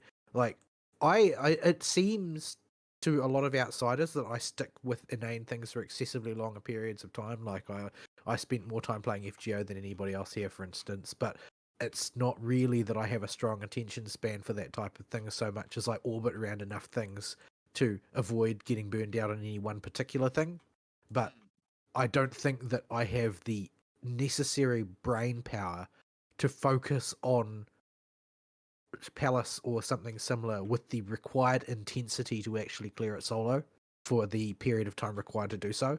Yeah, it is does require you to pay attention for a goodly portion of the good thing about this format though is you can do one floor set and then just put it down again for the day and then come back and do the next floor set. I very much find doing it in co-op like very soothing and enjoyable. I know that like Abo, for instance, hates it. Like It's a completely different experience, that's for sure. Ari isn't even able to drag him there, but I'm perfectly happy to do it. Like even if it's just I don't even feel bad when we fail a run because it's about the experience for me. Like I really enjoy that whole process of sort of like terrifiedly stalking our way through the lower reaches of Eureka Orthos. Like that's enjoyable to me, provided I'm not having to do it by myself. If I have to do it by myself, I just get bored within like 10-15 minutes. I just don't seem to have the brain for it. Yeah, You're going to run into that pretty much immediately in Palace because, oh boy, those first 100 floors.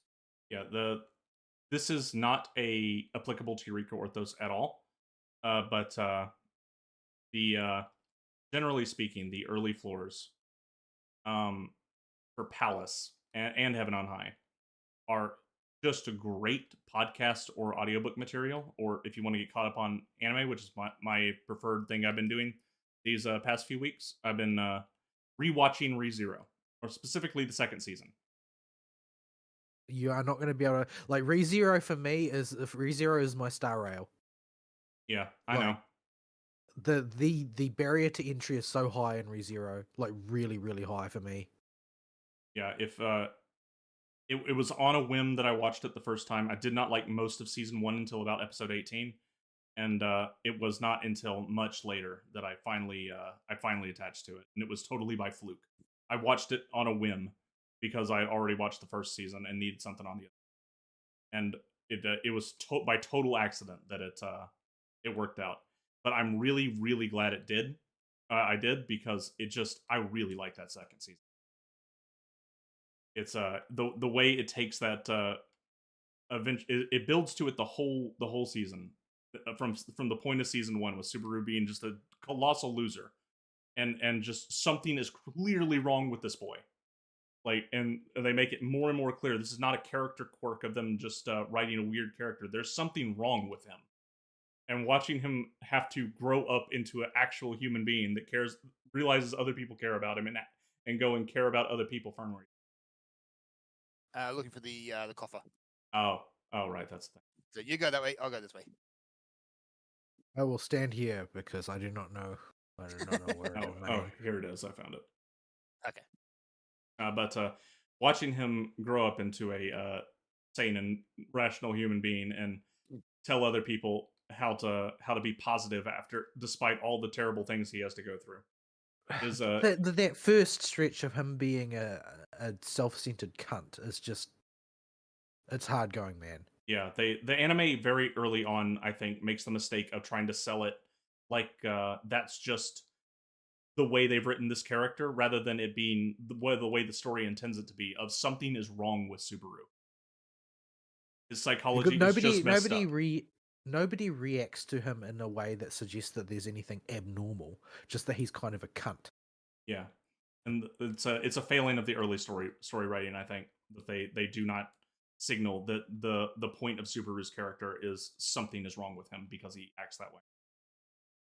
And they make it incredibly clear in season 2 onwards. Like, it was easier for me to pick up there was something wrong with Emilia than there was something wrong with Subaru. Yeah, and they start really going into detail about just how they got that screwed up in season 2 and what they're doing to improve and become better people. And they turn that relationship from Subaru's broken personality developing puppy love into a genuine relationship, and also raise the question of, the fact that he got attached to her at all is weird, And they show. I don't know. It doesn't really seem weird at the start though. Like, it seems like this is like otaku character getting attached to his waifu level of infatuation. Mm-hmm. Like, that's the way it's communicated early on, in my opinion. Like, this is clearly the most disgustingly superficial attachment I've ever seen. Yeah. So okay, we got new items. I can understand 100% the aesthetic appeal of the white-haired elf girl, but that doesn't mean that you like actually kill yourself over her. Yeah. So but it takes 18 episodes of season 1 before he starts to. He basically has Rim, the blue-haired maid, after he corrects himself enough to get her to like him, drag him onto a path of sanity, even though he can't love her back because he's Subaru and he's broken. When I say stick with me on this boss, stick with me.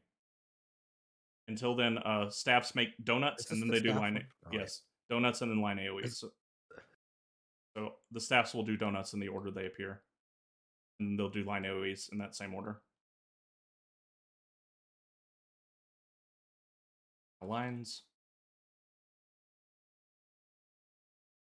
you only have to go through the point where you got to stick with in this. This is the only boss that requires any kind of positioning or thought. By the way, the rest of the bosses are okay. Stick with me. I'm too far away, man. Yep, we're good. Are you good? Just stay there. Okay. Now stick with me. And move along the edge of the wall now. There he goes.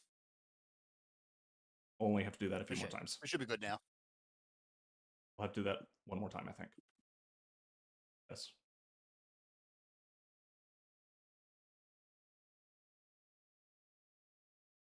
This is the only boss where I have to actually stop and pay attention.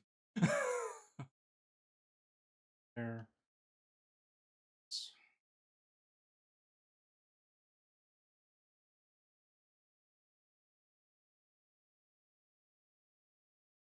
Lines.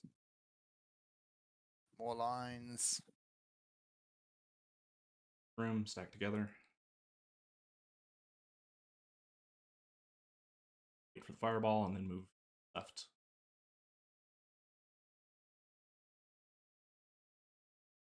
On the edge, the very edge, and keep moving left.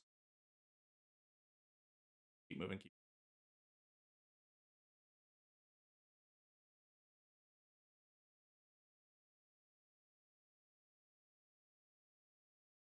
The reason I'm having us stack together is so those lines don't go all over the place and block people off, because they will. Yeah. Some of them can deep freeze you, and that's a death sentence.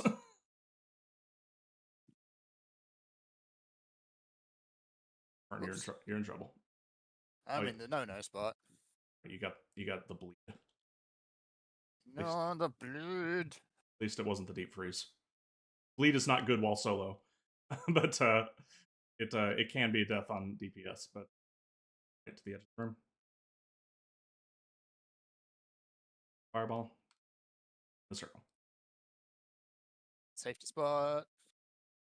Room. And move left. Yeah, because if you have the group cut themselves off with those, it's very, very easy to get deep frozen and just die. There he goes. That's the only boss where I'll have to explain the dang thing. Well, I'll have to explain a little bit of Cerberus when we get to it on floor 70, but not that big a deal. So, All right. So yeah, Is ReZero a story that's actually finished? no, it's still ongoing. So unfortunately, it's not going to get a resolution in my lifetime or ever. That's the way light novels go. Before we go in though for the next round, now's probably a good time for a break. Yeah. I got a raw emotion. I got one more thing I need to go over with my week, and then we'll go into the news. So here's the break screen. I don't have music queued because I was dealing with Serathespot, and we will be right back.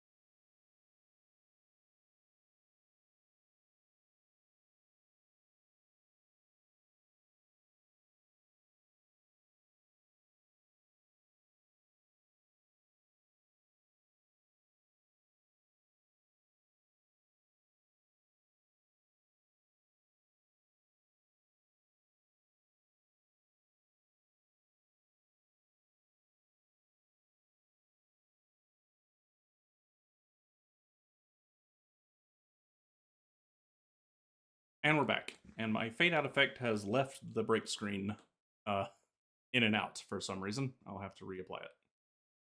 I was messing with scenes in OBS, so it appears to have worked. Yaha. So, the rest of my week.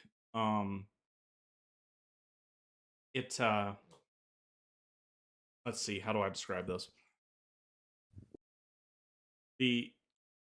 Starting today, actually, or early this morning, I began to watch the finale of Shadowverse since it's finally been uploaded to YouTube. I'm not gonna play through it, but the story is for this version of Shadowverse is officially coming to an end. These guys are 1 at a timers because dots can stack. These are also a pain in the butt while solo. Much kiting if you play DPS.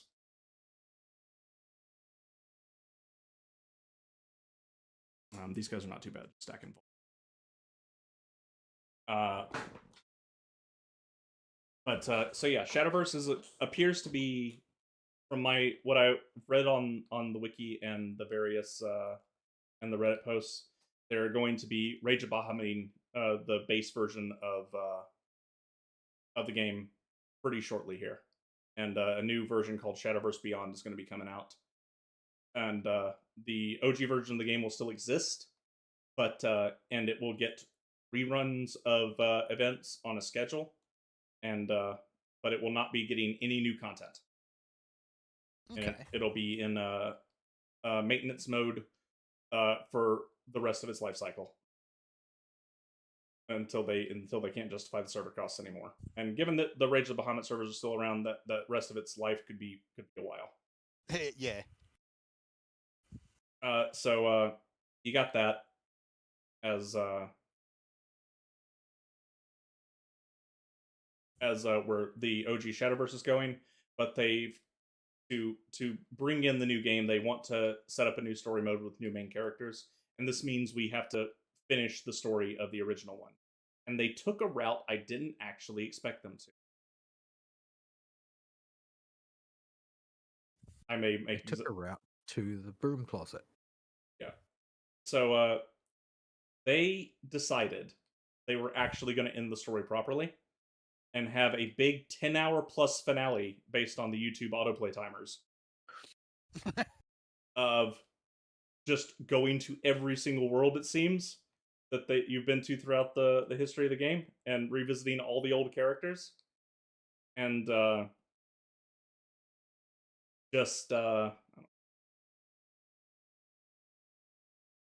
now we got to start being a little careful. Next floors, and we got to be really careful. The Corblins don't do anything. No, I still don't want to get hit by him. Oh, right. Thanks, Stance. Yeah, also that. The jellyfish things I said are a problem or proximity aggro, by the way. Yeah, they are actually going through and doing a full and proper story send-off. Now, if you're like me and you've enjoyed the English dub for the most part of this game, this means you're going to be watching it in English if you watch the YouTube videos, because I was waiting for the guy that uploads in English to upload them. And he finally did. And this means you get to experience the game's entire history of voice acting, back to back. Oh. And they brought everybody back. For better or for worse? For better or for what they had at the time. So, early Shadowverse, the first arc is done by voice actors that were willing to work outside the union, but are still voice actors. But after that, the game still had no budget. So, they got the main characters from the first arc that are going to be recurring to have, people that are at least voice actors doing the voices. So, they sound competent. The thing is, in the time between the voice actor Arc 1 and Arc 2, basically, it's mostly Arc 2. After Arc 2, they finally got a budget because the game actually finally penetrated the market. But in Arc 1, which is in Discount Ravnica, we're talking Dollar General Ravnica here. It is the world of guilds, except instead of colors, they have guilds that specialize in a particular type of craft because the game is divided into its various crafts. Yeah, that sounds like Ravnica. Not that really makes any difference. Not really, no. You can still pick a craft by its color. Yeah, it's a difference without it's a distinction without a difference. But Yeah. the thing is in Dollar General Ravnica, you've got some of their sketchier voice acting when they literally had no money to hire anybody. And this means the story goes that one of the characters, Nicola Adele, who's a really important character for this arc, is just the janitor. Like the actual janitor at the localization office where they did this. Because they could not find anybody. The guy's voice does not sound familiar to anything. He is not an independent voice actor that anybody can tell, and he goes completely uncredited. But the story goes that he is a janitor, or he is just the janitor. So I don't know if that's true, but it is the story that's propagated. So I'm going to believe it's true because it's funnier that way. And oh boy, is he is bad in a way in that they just picked the guy in the office who had the best suited natural voice to fit the character, but he has never heard of acting before. So he's reading off of a sheet. Yeah. Yeah. I mean, it's not the first time that they've gone to the stick the head out the window school of casting. But yeah, it's always funny when they do that. Oi, Bears, give us a hand. Yeah, exactly. Like, stick the head out the window and the first person you see, oi, you want a job? Get the pizza guy to do it. So, there was a studio that did that, actually. They got the pizza guy to do it. I'm trying to remember who it was. But, yeah, it's not an uncommon practice. Yeah, because early on, Shadowverse couldn't afford to pay the union fees they wanted for voice actors. Period. End. And there was also a period where people felt like voice acting was something that didn't require any craft. Talent. Yeah. Yeah. So a ton of the early Shadowverse voice actors are just uncredited because they're either are voice actors that are technically part of the union but willing to do ununion work, but that means they have to go uncredited because the union will sue their ass. Yep. But or they're just total no names that still go uncredited because I don't really know why the non-voice actors still want to go uncredited. They didn't even bother to learn their name. It's like Pizza Guy number 3. Yeah, well, you got like Urias, the vampire for Bloodcraft. That's the main character for representative for that particular craft. He goes uncredited, and he's really good. And I've never heard his voice anywhere before. Well, the thing is, crediting is also it's also part of a compensation package these days. Mm-hmm. It's not something you're necessarily entitled to. Yeah. So if the company lawyers had drawn up a walk-in voice actor contract, it might simply not include it might not include crediting for those who are like casuals, as it were. Yeah. Mm-hmm. But it's a real shame because I tried to find Urias' voice actor and I cannot find it. And he's not the only one like this. Shillendrig, I think, is the same. Your boy Shillendrig. But yeah. So but this has brought a bit of a light onto my opinions on English voice acting, and that there is talent for English voice acting. Sometimes you get the janitor, and that's not very good, but it is what it is. At least I can understand why they had to go that route early on. But when it comes to the later uncredited work that is clearly just non-union work, there is genuine voice acting talent in English. It just is totally strangled by that stupid union. Mm. I mean, I think it sounds like fun. I would like to try voice acting one day if it were at all feasible. Unfortunately, I have a thick New Zealand accent and a lisp, so not very Hey, likely. that doesn't stop you. There's a character in Fallout New Vegas who missed the director's notes. So for no explicable reason, there's just a Kiwi in a post-apocalyptic Las Vegas. It's great, especially when you're not expecting it, and suddenly here's this just woman with this New Zealand accent for no reason. It's great. Yeah. Yeah, But, I don't know if it's just I don't know if it's just the opinion that Australians actively foist on the world, but New Zealand English has sort of like outside of sort of like the America centric point of view, New Zealand English is sort of like the hick accent for the Anglosphere, oh, you get sort of like rednecks, yeah, you get the southern accent treatment. basically. Kinda, Yeah. yeah. I feel like this is actually black PR from Australians.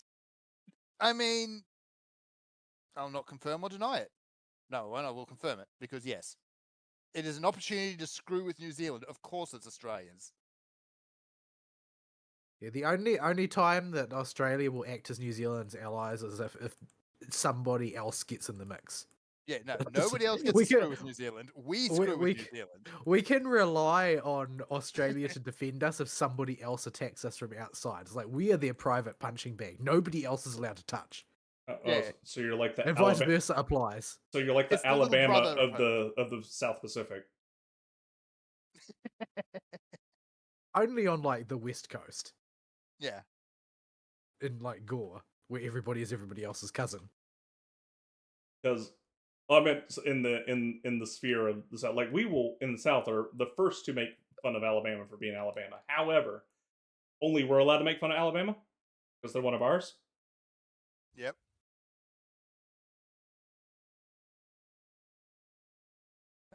It's fun. But yeah, but there is genuine voice talent in Shadowverse that is all the non-union people that don't go credited. And I'm like, if we could just kill that union, there could be a genuinely good spell of English voice acting that could totally come up if we could just find a way to murder it.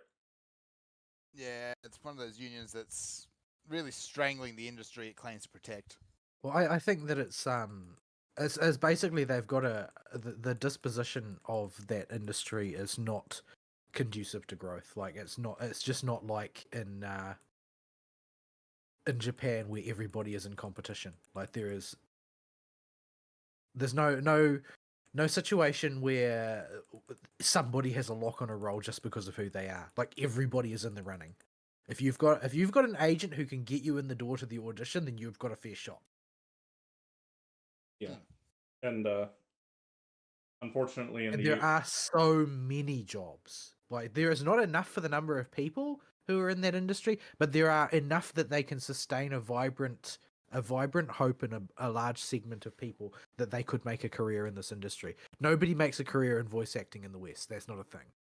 No, unless you're like one of 5 big names. That's it. And that's partly because people, for some reason, think Hollywood actors will also be good voice actors. They are not. Sometimes they can be. It's not necessarily an untrue. But it's statement, because but they've got two skill sets, not because the Hollywood actor skill set gives them voice acting skills. exactly. Like if they've cultivated skills as a voice actor as well, then like Tim Curry, then maybe. Yeah. It is a different skill set. We've made friends.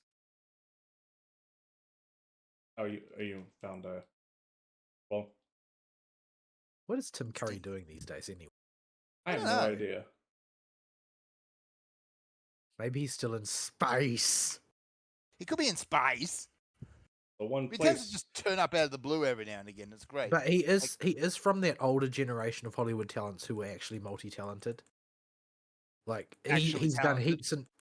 done heaps of screen performances, but he's also like super famous for doing Nigel Thornberry for years. Yeah, like he's done that. He's done voice work. He's done screen work. He's done stage work, which is a different set again. And yeah, and stage work is a very, very different thing. Like you can't act the way you would on a TV set or a movie set on stage. It's a different That's right. different kettle of fish. They're What- performing to an audience. One thing I've noticed with stage actors, though, is they do seem to transition into voice acting much more naturally than TV actors. Well, it's because they know they are both situations where you can't rely on the subtleties of interpersonal interaction. Yeah. Like there's no subtlety is allowed in stage acting because nobody can see subtlety from the cheap seats. And in voice acting, your voice has to sell everything. You don't know what the face is going to do, so you have to act as though it can't be seen. Yeah. Yeah. But yeah, that's been something I've been going through. I'll have a fuller explanation of the finale and my thoughts on it when we get there. But yeah, I'm not playing through this one. I'm just watching it on YouTube because I don't want to sit and build a deck with new cards or try and bumble my way through with the pre-made decks, which you can do. They give you enough pre-made decks from enough eras of the game that you can get through the story with them. But there'll be some deck for whatever craft you're locked into for that story section that is in the pre-made section that will work for the fight. They test it, so that's true. But it's a little rough getting through with those, and I do not have any current cards, and I only have old legacy decks that I do not remember how to play. So It wasn't even that long ago that you were playing. How are your decks already power creamed? Yeah, this is according to people with better insider baseball than me. The big reason they're doing the reboot to begin with is power creep just got out of hand over the course of the 8 or so years that Shadowverse has been out. Yeah, that's fair. And they just want to do a hard reset on it because games used to, when the game first came out, go until about turn 9 or 10, and now they're regularly ending on turn 6 with combo decks being the only viable deck. Yeah, let's face it, that UI it's aged. Well, the UI for Shadowverse is fine, I think. I would like it to be more controller friendly, but that's about it. It needs to be controller friendly, and I think it's just got menus upon sub menus upon sub menus that you just don't necessarily need. It's not that bad. It does have a few sub menus, but it's not. We're not talking Monster Hunter bad here. Not even close. Maybe I'm just too used to Monster Hunter bad. Yeah, it's not what you call it. It's not Grand Blue bad either. Where Grand Blue is a truly ancient game of like 15 years now or something crazy, and also made by Side Games, but that's still using a browser app interface and is inventory management the game, and has the worst inventory interface you've ever seen in your life.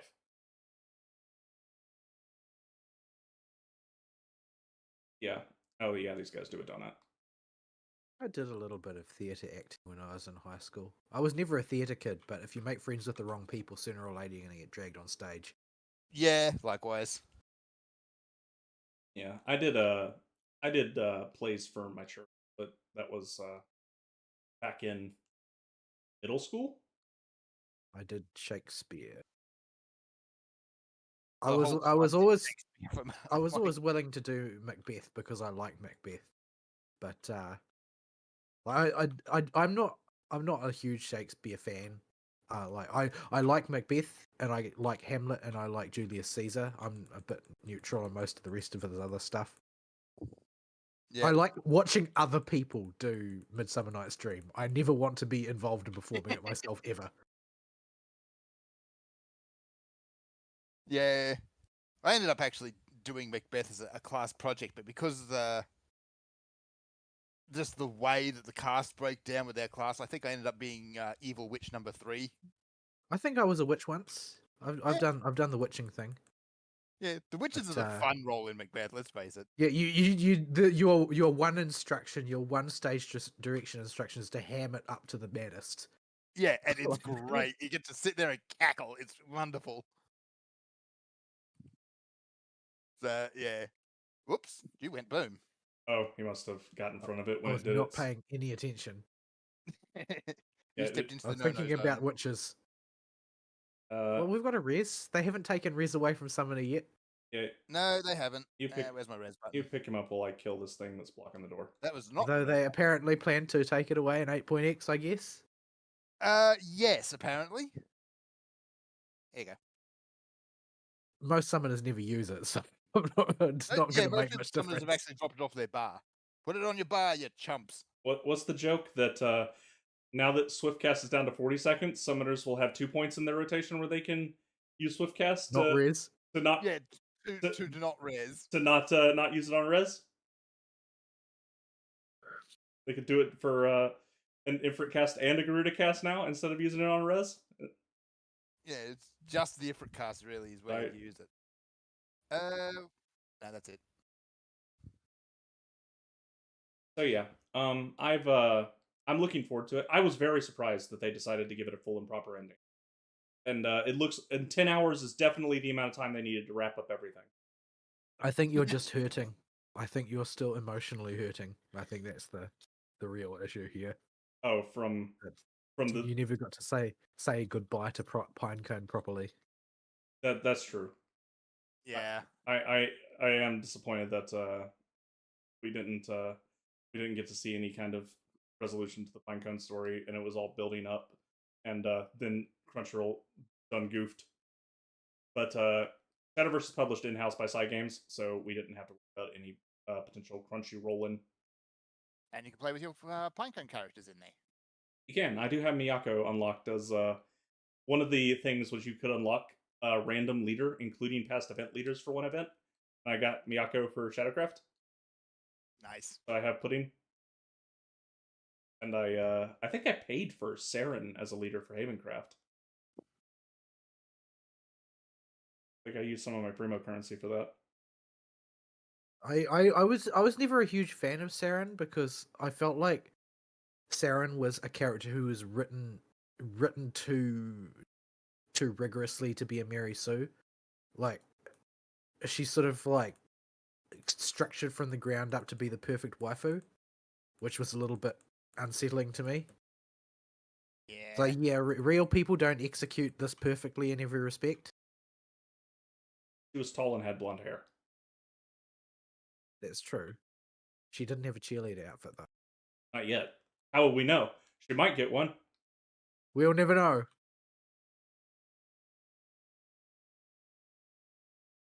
No, I was more of a fan of her shall we say rival.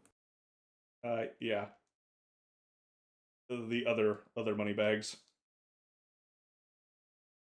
This room type can have a wall trap in it on both sides.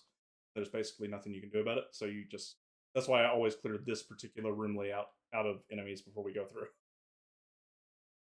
In case there's a luring trap along the border.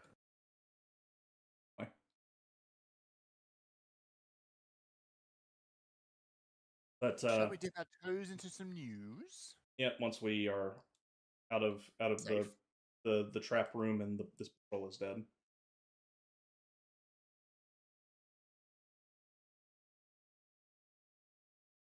There's one I didn't put an article in because I can't find an exact article to really talk about it, but yeah, Ubisoft did a presser event as well.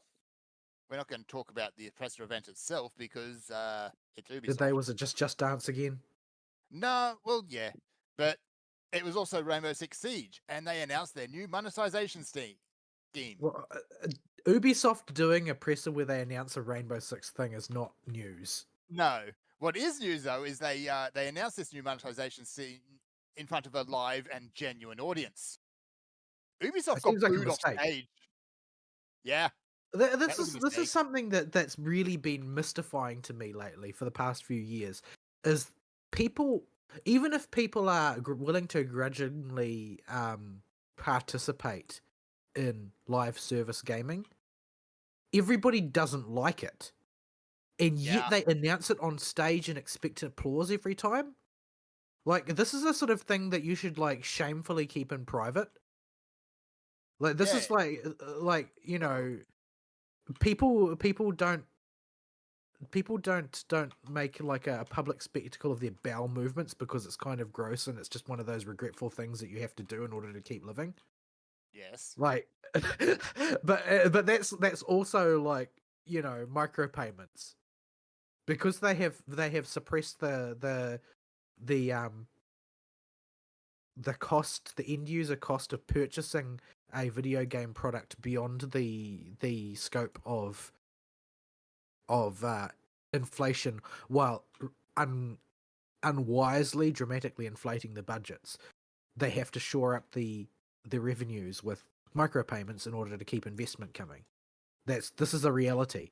However, you shouldn't be making that transparent to the public by having live service presentations. Like, nobody actually likes the battle pass. The battle pass is not a plus. The battle pass is a necessity for people who are really invested in games, because A it's big grudge structured that way. necessity. Yeah. Yeah, it's structured that way to make it so that, well, if you ever want enough EXP books to get a character to a decent level, you're going to need that battle pass in the story. But it's not something that you should be expecting as an applause line. That's really strange behavior. Yeah. So especially when you announce it to Rainbow Six players, who are some of the more dedicated mono gamers out there, it's just, yeah, they don't like your nonsense, and especially when the nonsense is something that ultimately rips them off and is going to cost them more money for content that they're never going to use. Yeah, if your game has got a particularly dedicated monogamer fan base, they are going to view that as direct exploitation. Like, it's not an option to them. It's the thing that they do for their entertainment. Yep. And they don't like people messing with that. When it's something like a gacha game like Genshin has a massive casual player base. It does. It's very, very casual friendly. They're the ones that need, you know, a bit of a boost. So people can swallow the fact that a gacha game has these types of things because you sort of agreed at the door when you signed up. Yeah. But when it's it comes also to free, Rainbow but- Six, that is very much not the ethos. Yeah. So yeah, I just thought that was amusing to note. Like, I'm probably never going to buy an Ubisoft game ever again, especially with their whole "you don't own the games you buy" stance. Yeah. Speaking of micropayments, perhaps we could speak of for a moment, just because I found it amusing, a macro payment. Oh, That is to say, the new League of Legends skin. Okay. Ari actually knows no. more about this than me, because I only saw it in passing, but it seems to piqued enough of Ari's interest that he actually looked into it a little. People Yeah. still buy League of Legends skins? Yeah, so here's the shoe with this one, and it is a shoe. Yeah, it's a big shoe. It's a clown shoe. The skin, first off, to set the stage, the skin costs $500. Woof. That is not a small amount of dinero. That is a large amount of dinero, Let's finish. especially for a skin. Yeah. So when Vol mentioned this to me, I went and did some googling, because I used to buy League of Legends skins, and I thought, okay, it takes a lot to rile people up about a skin. Especially after they got the first few legendary skins out and the price point was just kind of accepted. Let's see how bad this is. $500 for the highest version of the skin. There are tiers of this skin, starting at the legendary price point of like $50 or something, and then going up to like $150 or $200 or something, and then going all the way up to the big $500 one. Donut. So, So why does this thing cost $500? What justifies it? So the thing they're using to justify this thing's price point is because of why the skin exists. The skin exists as a tribute to a player who is the first player in their League of Legends Hall of Fame that they've started up. And when I say tribute, I mean this thing is a simptastic, cringe skin that does things like it has an emote you can do that makes the guy a stylized version of the guy's profile, like real life body profile, pop up. And when you destroy towers with it, it puts his signature near the towers that get destroyed. Like, it is the cringiest thing I've ever seen. Yeah, can you imagine anything more cringe? Now, the thing about it being a tribute is that normally when you do a tribute, you're trying to honor that person in some way, right? The thing is that from what I saw in passing, I don't know how true this is because I don't know a great deal about it, League of Legends. But from what I saw in passing, it sounds like this particular individual, among the things he is well known for in the League of Legends pro community, is number one, he never uses any skin except for the default. That is his policy. And Right. number two, he also is an unbelievably frugal person by nature, personally. He hates excessive spending and he complains constantly about the cost of accommodation and food when he has to go to esports events. Which is fair enough because you get fleeced on those. And in order to honor him, Wait a they're minute. using a ridiculously opulent skin. Wait, man, this guy's also still alive? He's not. It's not like a post-mortem memorial type thing. No. He's just happens to be he's like Maradona or whatever. Oh, good grief! Yeah, I'm not sure which would actually be worse if this was to honor a player who'd passed. Yeah, No. He's totally he's totally like a living Korean guy, I guess, probably.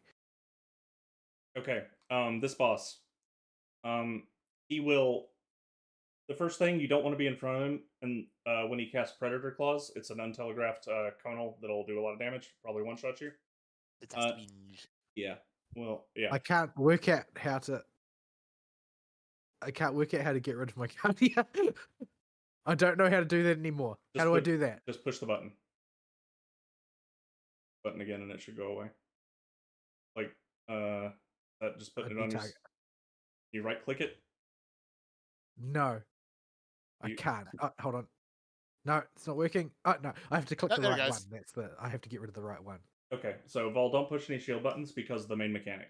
He'll occasionally put down a puddle. He'll put a little targeting marker over somebody's head, and a puddle will appear underneath you.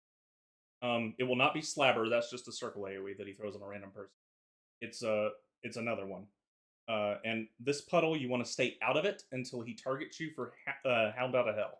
You'll get a big line AoE between you and the boss that'll move with you. If you get targeted by this, get in the puddle and stay there.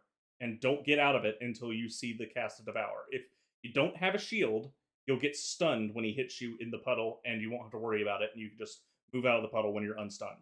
You don't want to sit in the puddle either after Devour happens, because he'll follow it up with an AoE that'll one-shot you if you're stunned.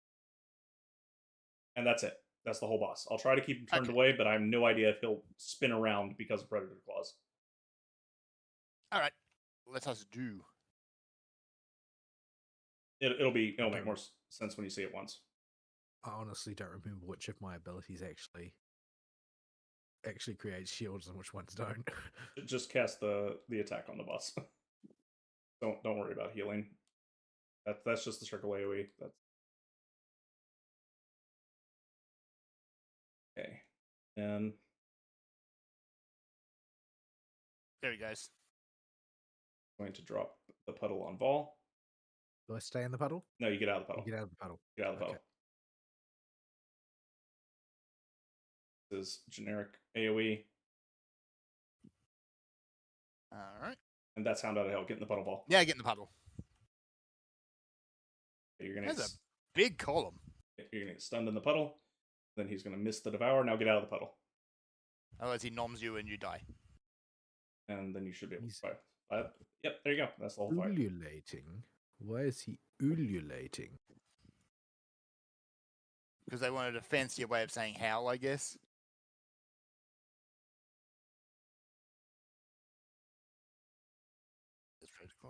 The next boss is just we play NASCAR. Brr. Well, I thought they Turn made left. NASCAR faking gay these days. Yeah, well, we play old NASCAR. Okay, well, I play old NASCAR. No mandatory pit sit-ups. No. Get drunk and turn left. Turns the target for inner space this time. Over here. Which means I'm probably gonna get nommed.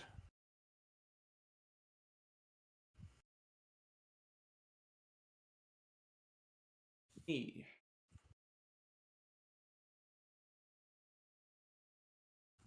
So tempted to put a shield on you. I mean, you can. I just won't get stunned in the puddle, but you can use the stun's duration to time when he's going to devour, and you're guaranteed not to get out too early.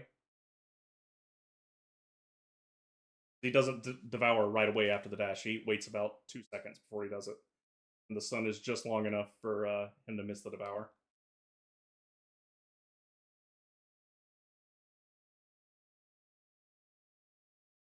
So yeah. And that's it. There's Slabber again. Yeah, he will just loop these mechanics. See what I mean about having on high bosses?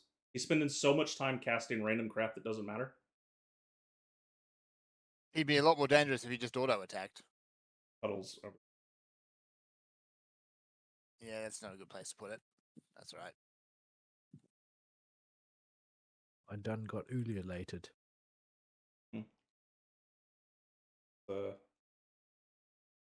Our target again.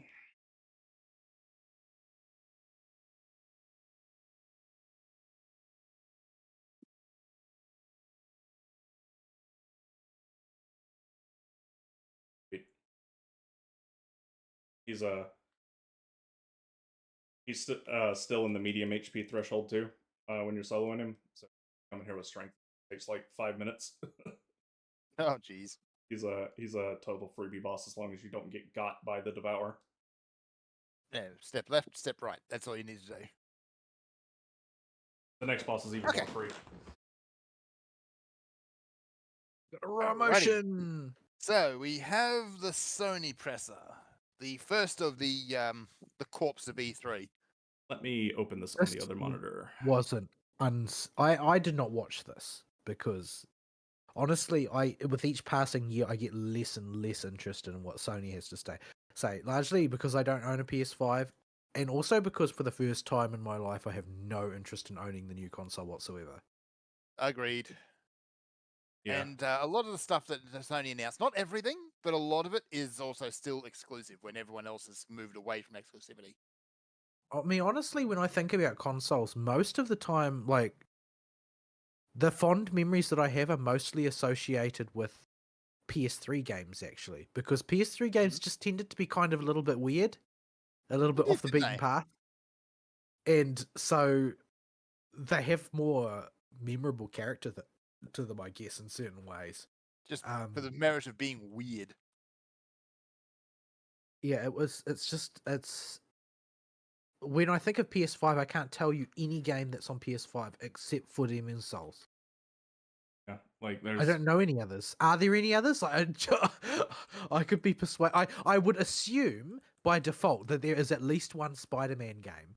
But other than Demon's Souls and probably our Spider-Man, I don't know any games on PS5. I think Spider-Man 2 is PS5 Maybe God of War? 16, Final Fantasy 16 is PS5 only right now, but it's coming to PC. It's coming to PC, yeah, because it had better. Like that was the worst discussion. That was the worst decision Square Enix ever made. My goodness. Like, you're not gonna sell anything that is a generic dude bro game at this point to PS5 because the only people that are gonna scoop it are gonna be the normies. And so if your game isn't super normie compatible, which I'm not sure Final Fantasy even a mainline game is. I don't think that they make games that are normie compatible though. They only make games that are like DEI compatible. Yeah, I think a lot of the normies these days have jumped ship over to the Switch. Like normies want things that are recognizable as video games, not as political exercises. Long little and oh boy, did Sony put their DEI marketing on display today. So we will start at the top, which is Concord. It's Overwatch.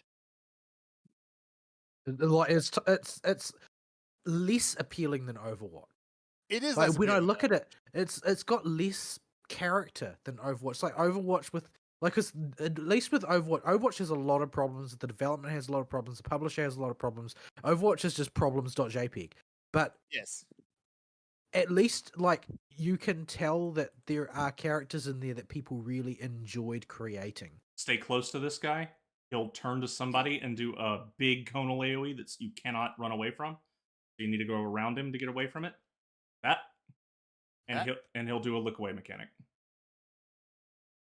He'll probably be dead by then, or not. So yeah, this is like, I know there's a whole bunch of DEI and DEI consultancy stuff surrounding this game at all, but I'm not before you even get to that, you look at it and it's like, this game's dead on arrival.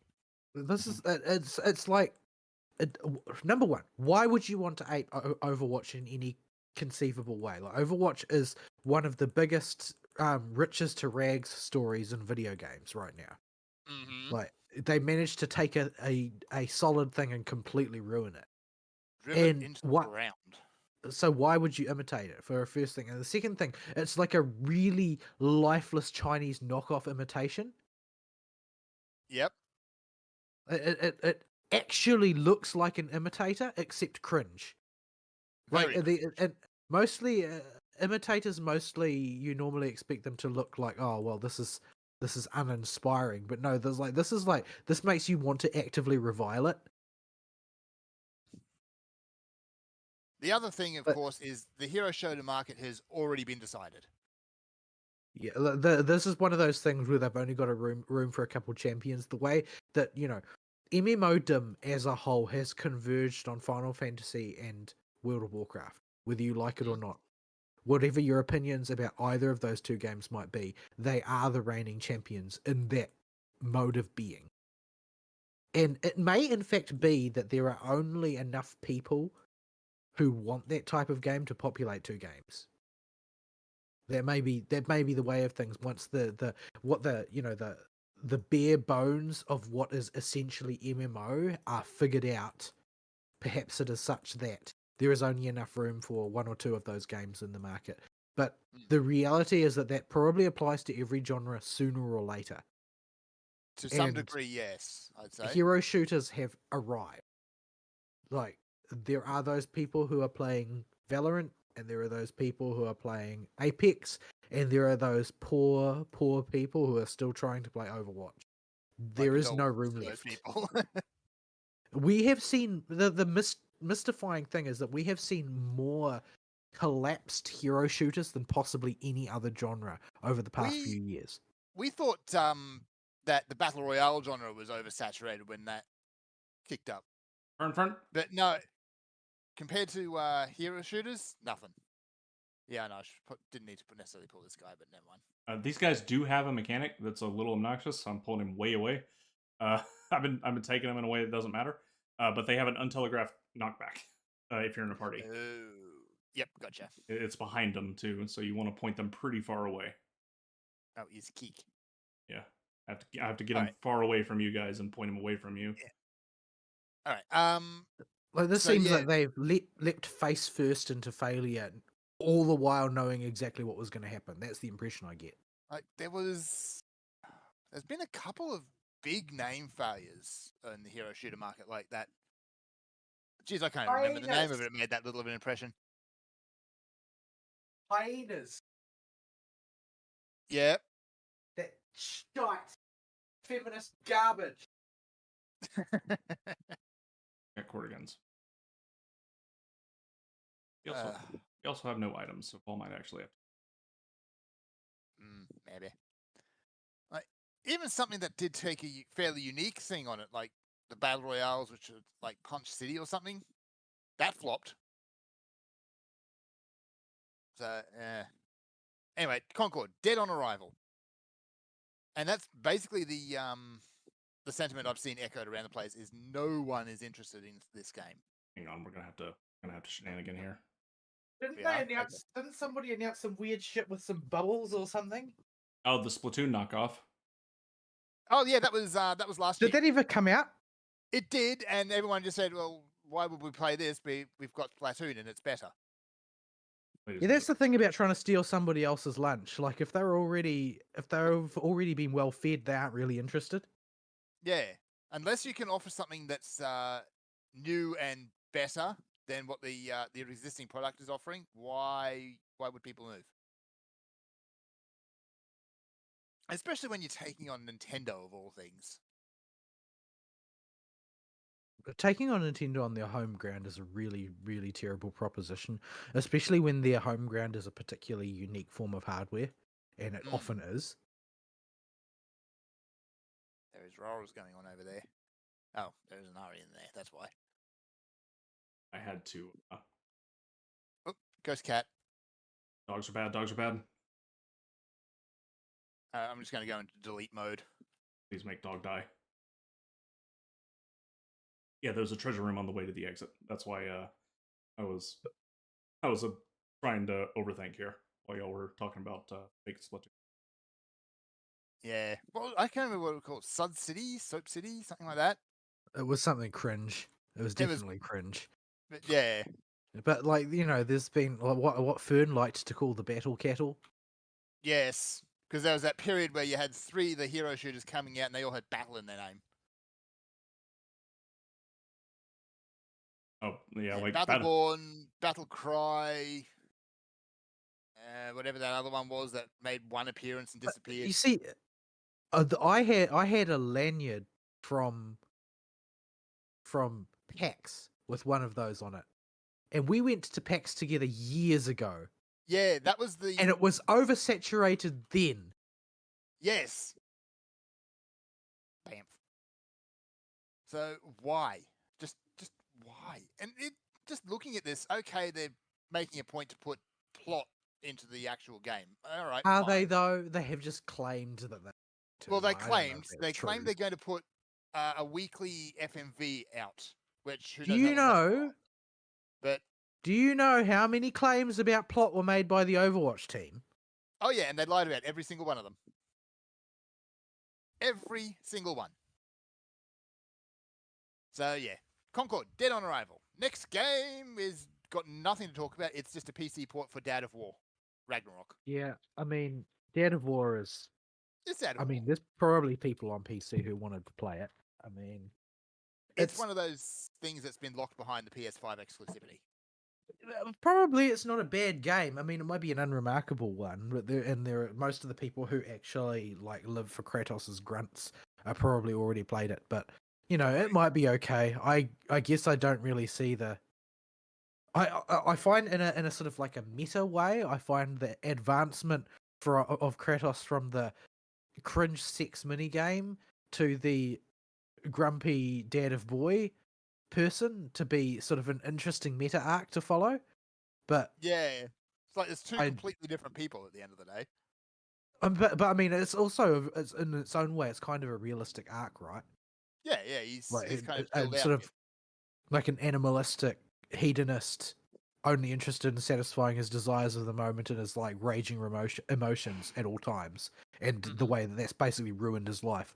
All the way to, well, he's made his mistakes, but now he's got Boy that he has to deal with. And so he has to try and be a stable person, whether he likes it or not. Like, this is actually a reasonably understandable, even possibly laudable character arc to go on. Oh, Fern. Was it? I had the affluence, you had the site. Damn it. Oh, we got We're going backwards.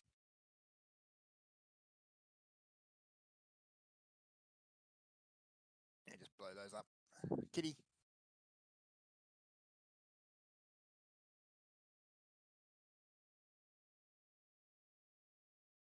So yeah, I'm happy for the people who want to play Dad of Boy at some point. I probably will, maybe eventually. I don't think I've got the zeal for it. Like, they don't offer the type of writing that engages me. I kind of want the slightly tacky and Overwatch JRPG writing that I favor. Like, that's why I enjoyed Star Rail so much, is that it's got the sort of the really high highs and the melodramatic emotional moments and all that. It's not. It's like the sort of the thriller version of a soap opera type of thing. Like it hits certain emotionally manipulative notes that I enjoy the experience of going through, etc. And Dead of Boy. The thing you can say about Kratos is he has never been a very complex character. Yeah, the thing is that ultimately, at the end of the day, for whatever its merits and demerits may be, Dead of Boy is still a brand exercise. Yeah. So yeah, that's all there really is to say about that, and we kind of stretched Dad of Boy for a bit there, because there's not a whole lot to say there. Next game is one I'm going to put a on, and that is Dynasty Warrior Origins. So, Dynasty I Warriors was 9 happened. immediately I was like, oh well, so it's Dynasty Warriors, right? And then it got to the last line in the trailer, and I immediately revolted against it. Which line was that one? Nameless Hero. Oh yes, because you are making your own custom protagonist to go I through this. don't want to. What I love about Dynasty Warriors is the depiction, the ridiculously bombastic, overblown depiction of Three Kingdoms China. I don't want to play as some random hick. I just don't want to. I love those characters. The They're other the thing reason that, I play those games, other than the The fact I like Muso games. well, Muso games, of course. But the other thing that really stood out to me about Dynasty Warriors Origins is it didn't sound like Dynasty Warriors. Where was No, the they sounded like they were trying to overblown do guitar something. riffs? They sounded like they were trying to do something weird and different. Like they were trying to, like, and it was another one of those things that I became immediately suspicious that they were trying to tap into some other aspect of the video gaming zeitgeist. Like, oh, they want to somehow graft some souls in here or something like that. I don't know. Like, Yeah. I when I play Dynasty Warriors, I want a very particular thing, and that desire has led me to support the franchise for all these very many years, decades now. That's how Mhm. old we are. So And yeah, where is the the- ridiculously overblown soundtrack? Where is the ham? Where is Cow I mean, Cow? that's that's what I remember. That's Dynasty Warriors to me. Like the first time I actually played it was like on a demo disc, a PS2 demo disc, when I was 13. Yeah. That's like it's a lot of years ago. That's like 25 years ago, That's a lot of years. roughly. That's a quarter of a century ago. Why you put it A that way? quarter of a century ago, I was introduced to getting my ass handed to me by Lu Bu That at least hasn't while changed trying over to the bring years. down Dong Shuo.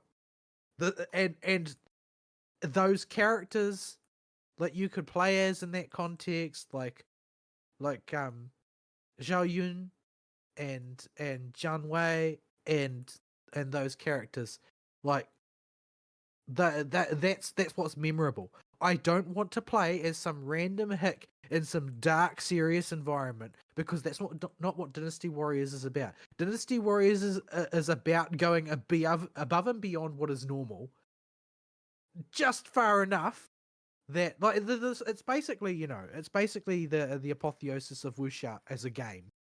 Like it's based on actual martial arts in some respects, but ultimately everybody knows and is willing to suspend their disbelief over the fact that it is completely beyond the pale in practical terms, because people crave the heroic age. Killed the Heffalump first. Heffalump first? Okay. Heffalump, okay. You have ordered one dead Heffalump. Kill it fast before it does woolly inspiration.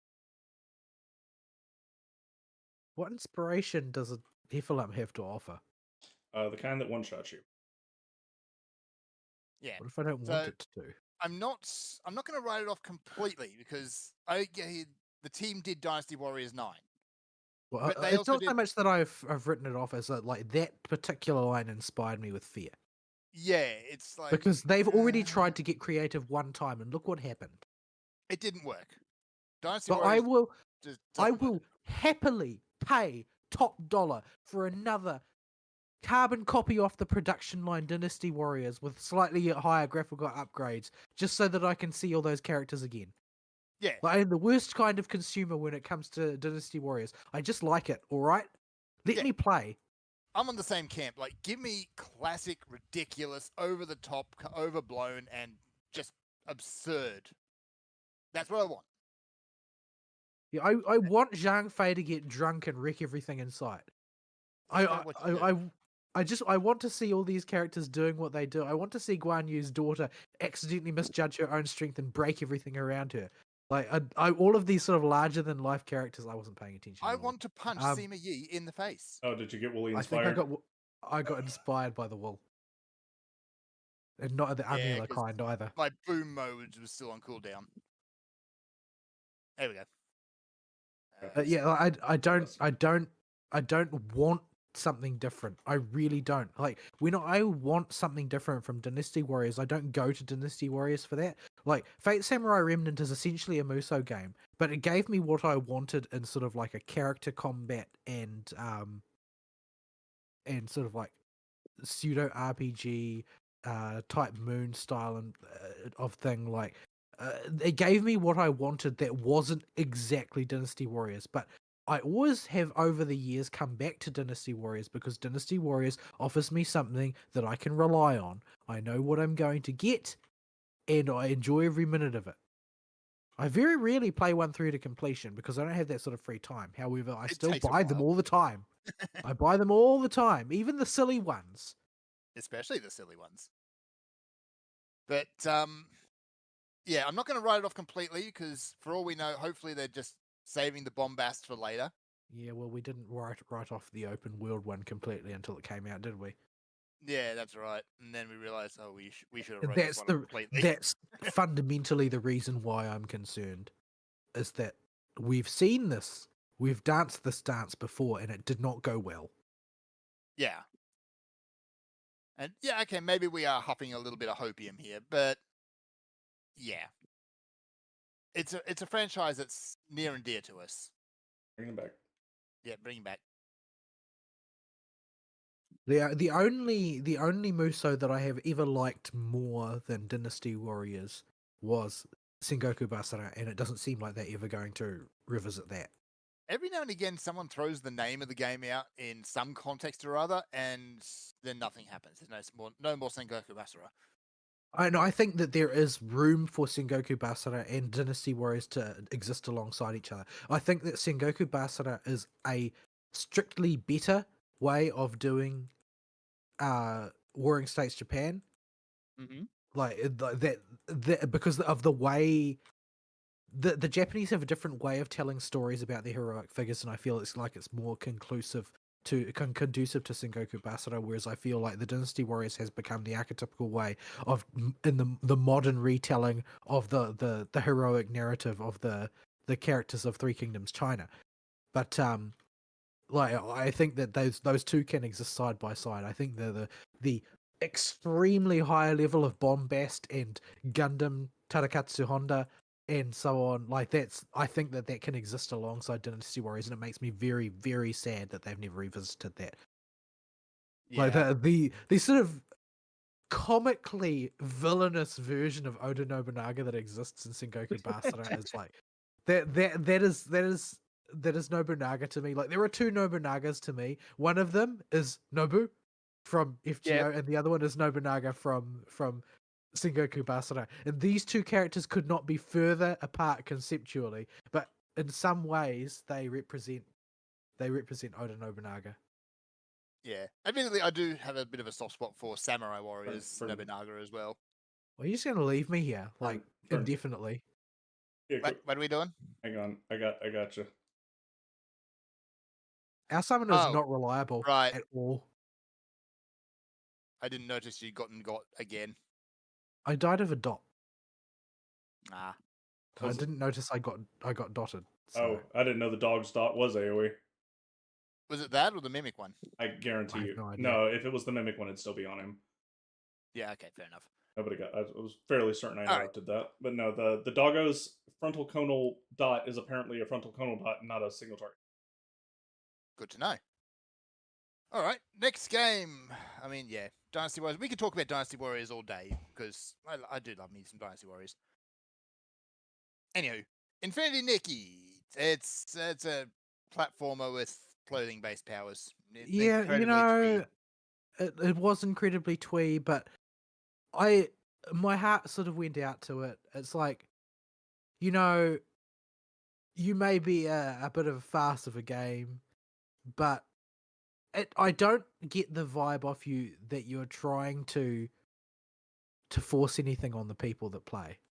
It's just there for a good time, just to be cute. If all you want to do is like derp around and entertain the people watching your live stream because you're a VTuber or whatever, and like it's not trying to sell itself as anything that it isn't. Yeah. I think it knows who it wants to be, and it's going to be incredibly twee about it. And that's all that there is to it. And it's completely unashamed of what it is as well. Like, it isn't wringing its hands. It's not making every second character black because it's worried about it'll be accused of being racist. It's just like, oh well, there's these cute characters wearing princess dresses and stuff. And admittedly, I And- do have a soft spot for the old school platformers. You Yeah, don't and see they're them just very often anymore. they're just doing sort of like base level conventional platform gaming stuff. Everybody can understand it. Everybody can participate in it. It's not trying to press you to the very edge of your capabilities. It's not trying to make you think anything or make you believe anything. There are no agendas here except being cute for the camera. That's all. Cute. Lump That's all you incoming. need. Moose, different. I don't know what will be left of it by the time Sony censors are done with it or whatever. Like, by the time they've made sure that it's audience appropriate by making all the characters ethnic minorities of various kinds. But I don't feel badly towards this. I'm not at all interested in playing it. However, I don't feel the need to treat it with suspicion Okay, so because it seems like it's wearing its heart on its sleeve. yeah, you be cute, you be you, Infinity Nikki. Yeah, I didn't have anything really negative or positive to say about it. I was It's just very cute. I was very neutral on this one. I can't Well, play the thing is platforms. that like much in the way that you feel that you are obliged to give props to a game for simply being complete, I Yeah. feel obliged to give props to a game for simply being honest about what it is. Oh, you got two there. My face, get the dog, kill the dog.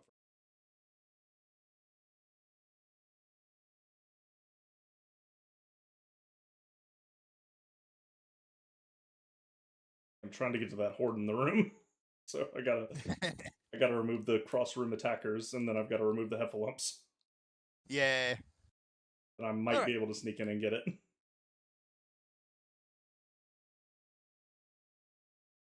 So next game down the pile. Oh, hang on, we gotta have fun.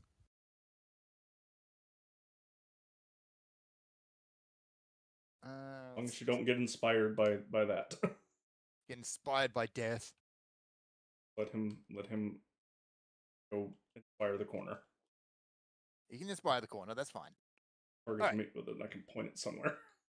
Next game Zoomers was say, "Let him cook." Ballad I don't know of what that An- means. Was it? I have working under the assumption it means let him do what he's doing. Yeah, just don't interrupt him. Yeah, Ballad of Antara. I'm not sure if this was supposed to be a Soulsy or a fighting game or what. It's dark fantasy because it's got over detail and It tendrils. looks like it looks like it's trying to tap into the Souls market, like Yeah, in it's- terms of graphic design and sort of like tone of the environment. They're just trying to strike that iron while it's hot. Yeah, It does not look like it's inspired in any particular way. It looks like it's more of the same. They're just trying to do that same thing, and that doesn't mean it won't be good necessarily. It just means that there's not really any reason to be particularly interested because they're not doing anything new. no, it's just Like, kind there's of no novelty there. here. It's an imitation of other things that already exist. Yeah, admittedly, unless the game is called Dark Souls or Elden Ring and has that aesthetic, I'm kind of just gloss over it these days. Well, I mean, But I then- even gloss over those because I never had the real opportunity to attach to them. Like Mhm. people, it seems based on my 1,000-foot view that the Souls community, broadly speaking, really look down on the Bloodborne community for liking Bloodborne, and I don't really understand why, since it seems totally rational to like Bloodborne, since it deviates from the aesthetic in a sort of qualitative way. Mhm. But maybe that's why. Like just going back to the Souls well every time just doesn't seem very. Yeah, Doesn't So- seem like it's very really much going to advance that genre in any way. yeah. Bloodborne. They talk about Like- blood a bit too much, but that's about it. That's my Like only where gripe. is the sci-fi version? Yeah. That We don't is talk about the sci-fi cool. version. It's called the Surge. Yeah, we don't talk about that. Yeah, that was well, it. that all that means is that there's still room in that market, Go into the exit. There is still room in the market. and that We're not going to nobody that has got nobody has the cojones to attempt to occupy the Oh. actual vacuum in that market. Yeah, so the 1,000 foot view will give you that impression probably because there is, as in many communities, the Souls community has a vocal minority community of Souls purists that only, and specifically this group is really bad because they not only want Dark Souls, the Dark Souls aesthetic and things to be set with Dark Souls in mind. They only want the first Dark Souls to be remade like 80 times. Uh, And Kinda it get- seems like games development generally is indulging them. Yeah, and you'll get some games that Lion. Also, ouch. yeah, he's a double autoer. Hope he's stunnable. I'm not gonna risk it. But you have all You the get one shield. die. You'll be fine. You have all the shield. Yeah, the Souls purists, I think, they're missing out, and they're kind of cutting the enjoyable things out from themselves, and it's just a little bit disappointing. Yeah, these same Souls purists can't tell you what aspect of the Dark Souls game they're like. Okay, I think I can interrupt. Can't interrupt that, but he is stunnable. Okay, it doesn't.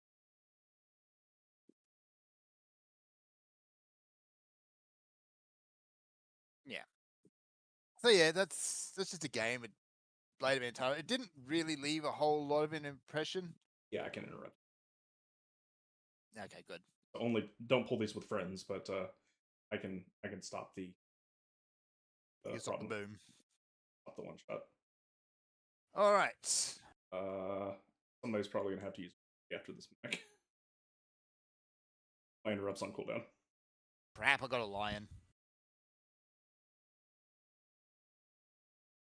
You got poxed.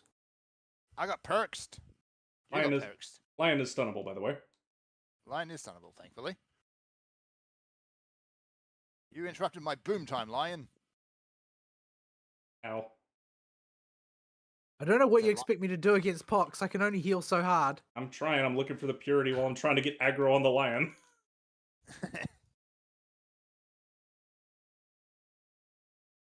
Lion's Lion's down.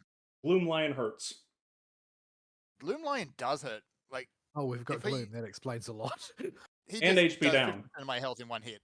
Nope, That was we- not pleasant. We have Gloom and HP down. So we are smush. All right. Skydancer's Behemoth, and it seems like they want us to call it Skydancer's Behemoth. I don't I know don't know what why. this one is. It's not on my list. I just wrote it down as we have Shadow the Colossus at home. It's a VR game. Oh, so it's not really a game. It's a tech demo, like every VR Yeah. game. But you're fighting. I don't want to be so down on VR games, but it seems like so many of them never rise beyond the level of a tech demo. Yeah, sadly. Ari's So- more inducted into VR than me. I was not able to take it. I own a PSVR, and I did exactly one nope. intensive VR game session on it ever in the entire time I owned it, and it exhausted my brain so much that I never went back. Yeah, there just are not many what I would call full like video game experiences on VR. Like Yeah. you got Half-Life Alyx, which is the big one that cuts out. You got Robo Recall, still arcadey and has a grown out of a tech demo feel to it. You've got Beat Saber, which is a rhythm game. I'm not sure rhythm count, but Yeah.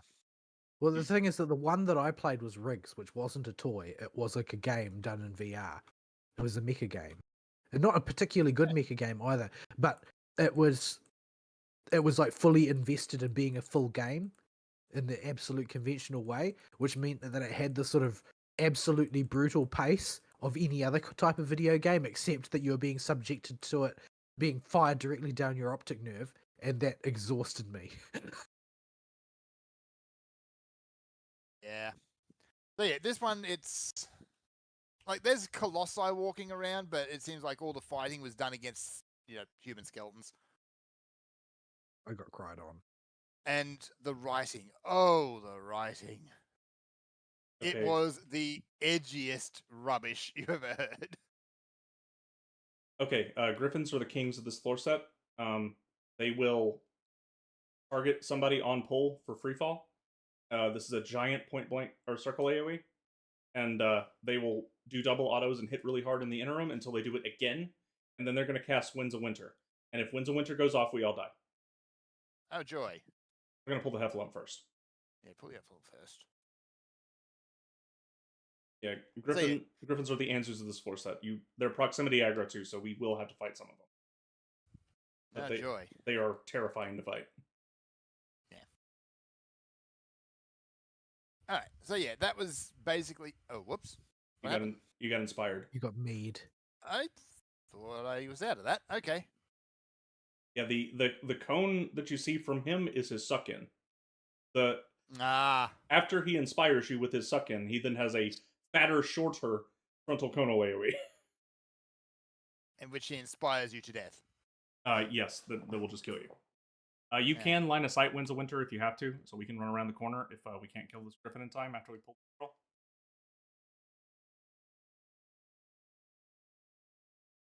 Save Behemoth for it.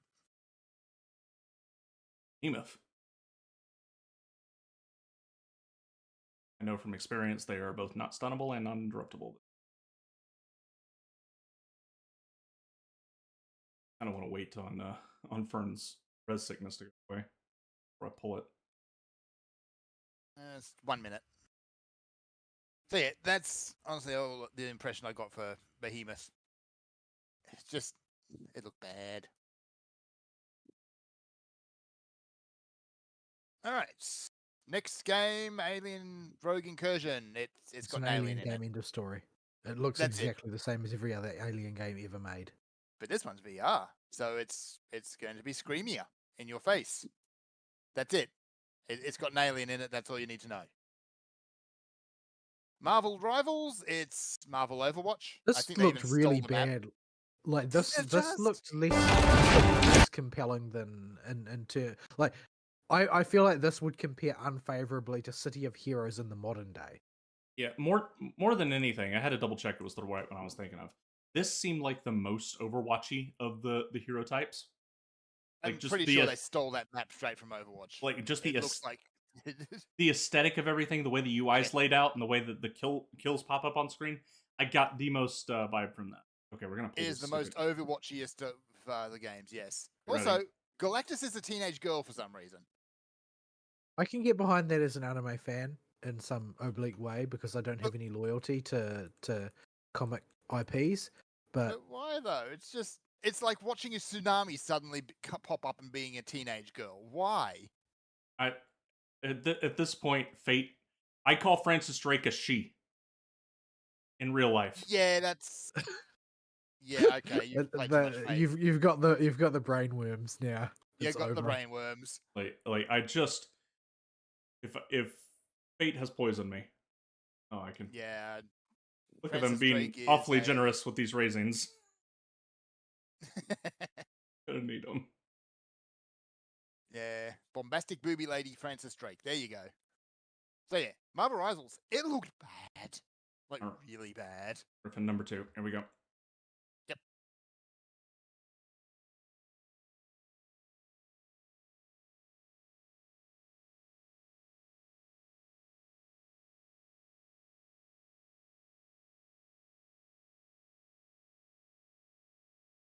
Boom. I didn't put anything that was not a make it dead faster button. Yeah. Yeah. Hang on. Or Miyako. Or Miyako. Well, if Miyako was here, she would remove it for us. Or created more. In Blue Archive, it is communists that remove pudding. What? There is no pudding in a communist utopia. No, it's more sort of like the dear leader of Red Winter is a pudding addict. That's probably the most communist name you could have given as well. because Red Winter is a communist dictatorship. There's not really all that much pudding to go around, so only the dear leader tends to get pudding. Rex also enrage after about 30 seconds, so relatively quick, not as hard.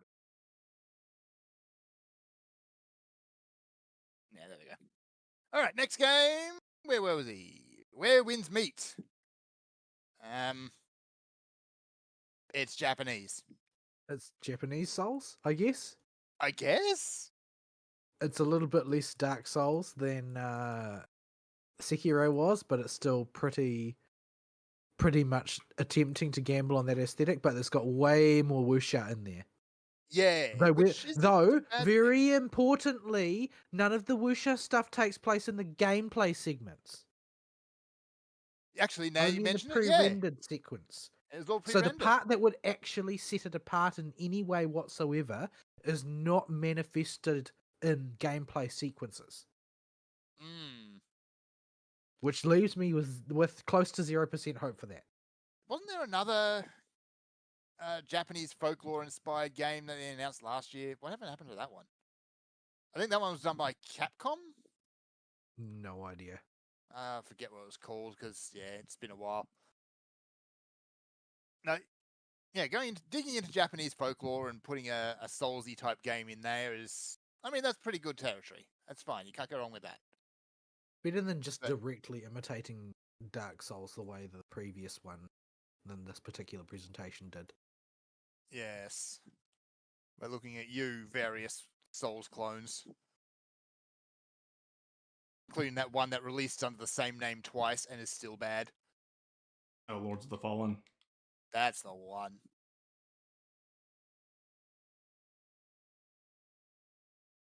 Can't keep my buff up to save my life with it. Yeah. Next game, Until Dawn. That game's already released. Why are we talking about it? Is it already? I didn't know what it is. I've never heard of it, but it looked like just a mishmash of like crappy old horror movie tropes from like the 90s, 2000s. Yeah, this game came out like 5 years ago, I want to say, the original, and now I think they're just giving it a touch up and pushing it out on the PS5. But it's basically stupid teens get murdered in a forest, the game. I don't think I've ever seen anything less appealing to me as a video game. Yeah, it's got a following, but I've seen gameplay footage of it, and oh boy, it is slasher movie schlock all the way through. It doesn't look like it's pretending that it's not, though. No, it's not. Like, it knows exactly what it is, and there is apparently an audience for that who presumably are like the Dead by Daylight audience or something. You mean college-age white American girls? Yeah. Yes, getting murdered in the bathtub because there's always one. Yeah, if there is, in these movies, a girl who is wearing less than a full set of clothing, she will die. That is the rule. You also should not flatter your sister by continuing to call her college age after she's long since finished.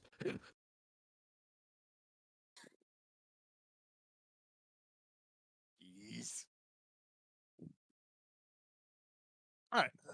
Unfortunately, this game is not the slasher game that has Nick Cage in it, and therefore is lesser. I got my sister for her birthday. She got the Nick Cage DLC for Dead by Daylight. I approve. Heffalump, not Heffalump. Who are you? You're a yak. Sheepy. Is your tank button turned off? No, I was grabbing the Palm of Strength in there. Oh. He was leaving us to die. That's what he means. He doesn't double auto. You're fine. You'll be K. That's what Radiant Aegis is for, I suppose. I have a button for that. Okay, game I actually care about. Path of Exile 2. They didn't show anything really new here. I like Path of Exile. I haven't gotten as far into the game as I would like because it's huge. But yeah, I like me some Path of Exile. I tried Path of Exile 1, but it was too late into its life cycle, I think, and there was too many systems, and the game was too fat for it. Just was kind of overwhelming logging in. I voice paralysis going into I installed it many years ago. I installed it on my computer, and I never played it because I watched Seth's video.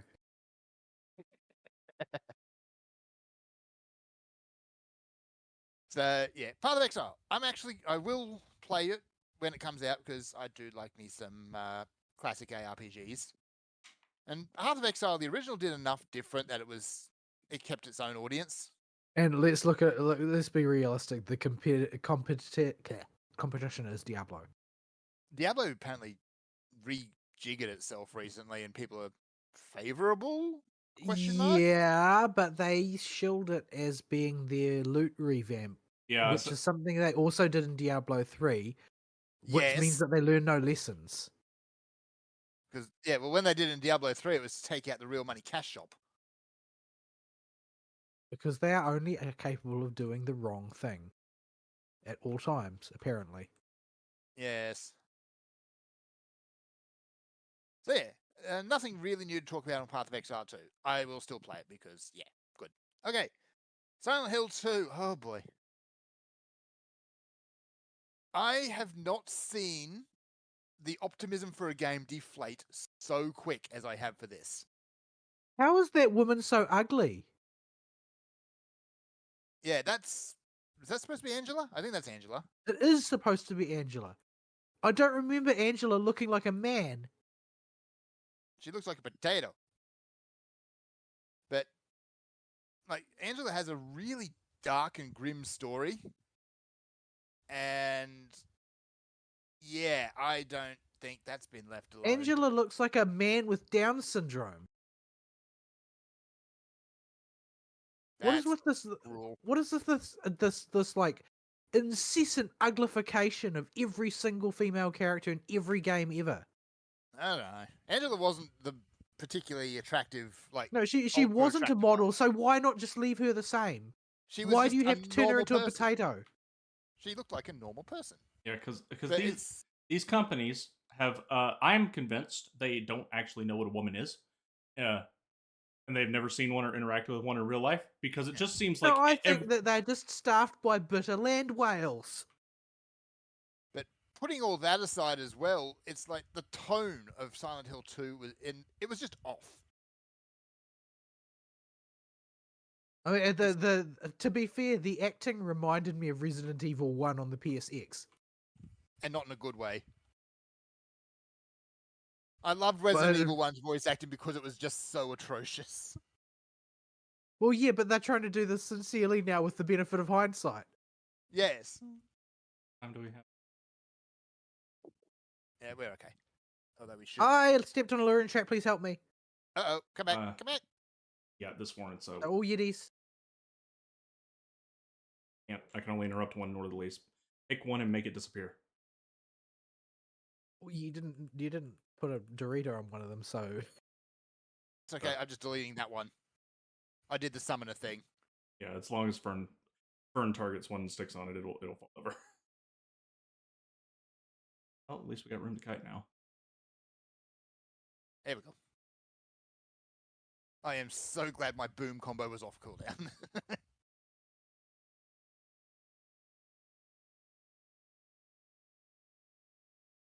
but yeah, so this does not look like Silent Hill, and like I think that some developers may have to face the fact that some games can't be done again. You don't have the people or the vision or the environment or even in some respects the technology level to sell that again. Yeah, like I think first something. Silent Hill 2 was a masterpiece. Hold on, my frankly. phone is going off. Okay, that's bad. But yeah, looking at this one, it's like it's too bright, it's too colorful. The voice acting is hammy and dreadful. It's just no.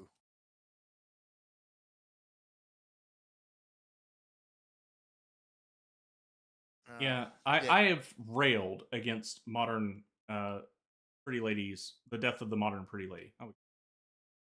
And this does rustle my jimmies quite hard. Is that there are no pretty ladies in video games. I like playing with the pretty lady characters. Everyone likes playing with the pretty lady characters. But the ladies aren't pretty anymore. I'd settle for ladies being human, thank you. Yeah, like it really is that bad. Watch out, Fern. Yeah. Whee. Little tight on the timer. Yeah, we need to step up and move on. Well, we're at the boss. The boss won't take.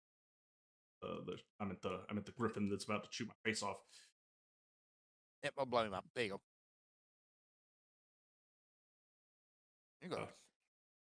You got a big smack there, actually. Yeah, he hit. Stuff starting to hit.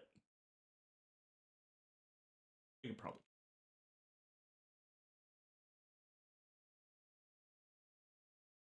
If we can't all home king.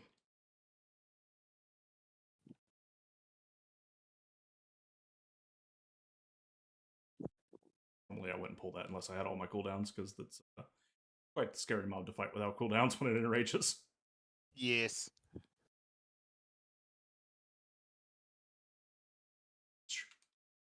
Yep. There you go. Is you back full, or are you just running around? I'm back. Okay. It was just one of my subordinates calling me to confirm the things that they have and have not managed to do today. Oh, okay. That's all right then. The lab not on fire? I've got it. Nothing is burning down. Everything seems to be intact, but I'm going to have to do some work later tonight to make sure that everything is ship on the reporting to customers. Yeah. All right. So that's Silent Hill, and yeah, people were really excited about the prospect of getting a Silent Hill 2 remake, like really excited, and that all just went out the window. Yep. Commentary on that in a second, but Doggo Boss. Doggo Boss. Well, I'm going to lead him around the arena like the arena is a NASCAR arena. He will periodically spawn ice balls. Just they will eventually pop in point blank AoEs that do not telegraph. They're not super big, but they're not small either. So just stay away from them and get as close to the edge of the room as you can. Don't worry about my health. If you don't prioritize healing me or something. I'll take care of myself. But just stay away from the ice balls. Occasionally, he will summon a ice spear to charge with the ice balls that will pop them early, and sometimes he will do an AoE that will pop all the remaining ice balls. Other than that, just stay away from ice balls and kill the boss. He is stupidly easy. All right, steering lights up. Off you go. Is this the one that I saw you taking forever to actually kill, though? Yeah, he's got a health pool the size of Texas.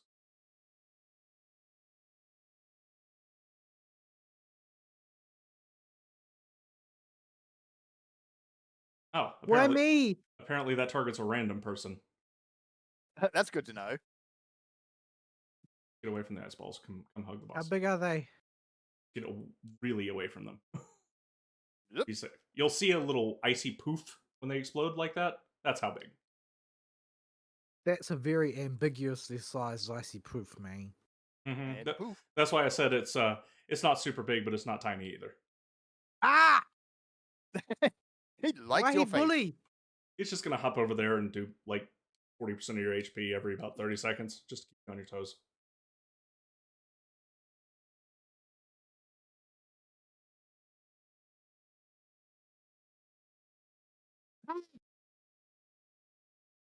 It's not fair. Oh. Who would do this, Chief? Hang on. Who I ask you? Coming this way. We're just gonna hang out over okay. here, Mr. Boss. Just gonna wait for the poofing to poofening. They're Should about be safe over here. Yep. Okay. Yeah, this boss is the most boring boss on the planet. He is the penultimate boss of Heaven on High, by the way. Because there is no floor 99 boss here. So this is our Oh right, yeah. This is our penultimate boss, the NASCAR boss. I've never been all the way down into the bottom of Heaven on High, so look at how riveting this boss fight is. Why are you doing this to me, man? I like dogs. Not this one, apparently. At least this one doesn't like you. Yeah, I'm about to say this one's not your friend.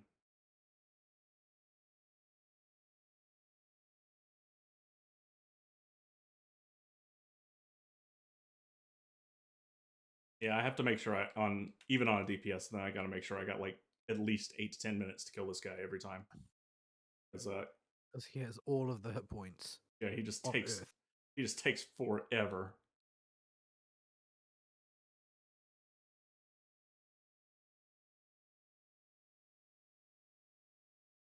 Yeah, I actually axed my last run on the way to this boss. Because at the rate I was going, I was going to have to use too many resources to make it to the 80s. Mm-hmm. And just because I was behind on time.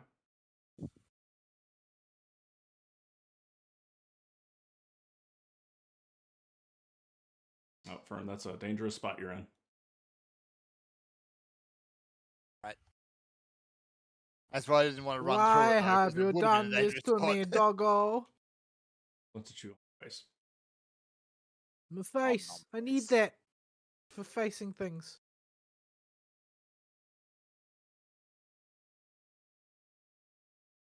The face things.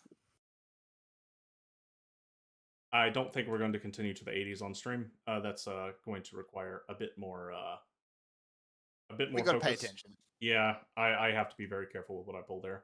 The you don't have to really pay attention anymore is over at this point. I don't even remember how many floors there are to the thing. 100. 100.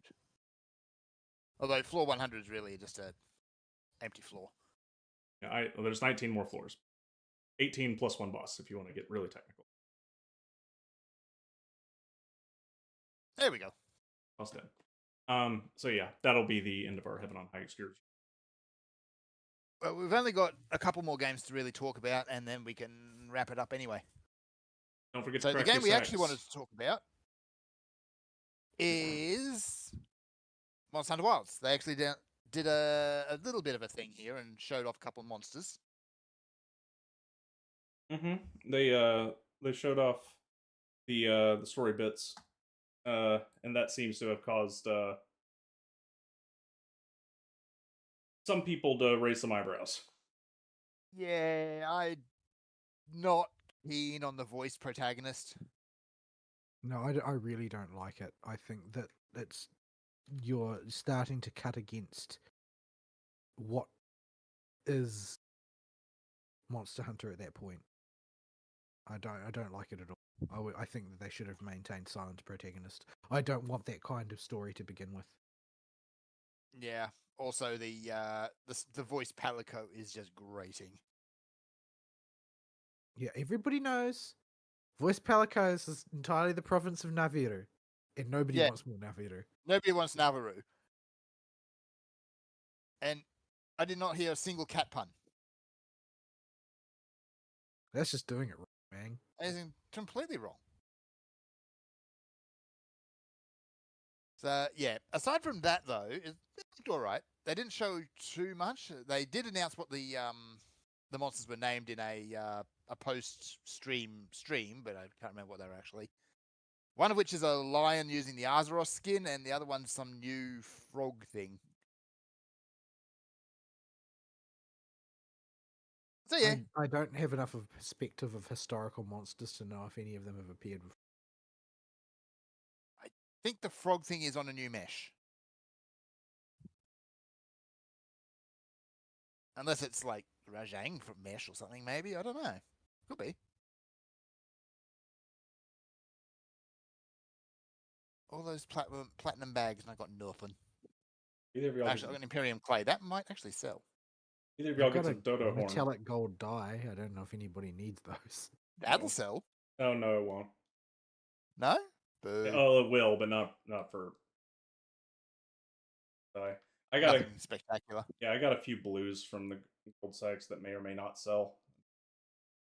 Their list price looks good on a couple of them, but when it comes to these glam weapons that are based on the primals and the Heavensward trials, it just you never know. Yeah, I got the Sephiroth ninja weapon. That's all. Everything else is like materia and food. Yeah, like the three I had from last time that are on the auction house right now. They've been up for days. Realistically, I'm here for the raw emotions. All right. I mean that in terms of the item. I mean that in terms of the item for my relics. You're still grinding them. Yeah, forever and ever It's a and ever. long grind. I have. All right. Yeah. The other thing of note they really did with Monster Hunter is that they're going to unveil a lot more at the Jeff Keighley show. Oh, do I really have to watch that clown? Yup. Aristiel is an adherent of the Church of Jeff Keighley. No, I was a. You filled your fridge with it. It's all gone. It gave me. You drank it all? Really? It gave you the Mountain Zoo. Yeah, I drank 6 of them, and that was enough to get the Mountain Zoo. There are 3 that are going to stay in there. Did you throw up afterwards? I didn't drink them all at once. I drank them over the course of about a week and a half.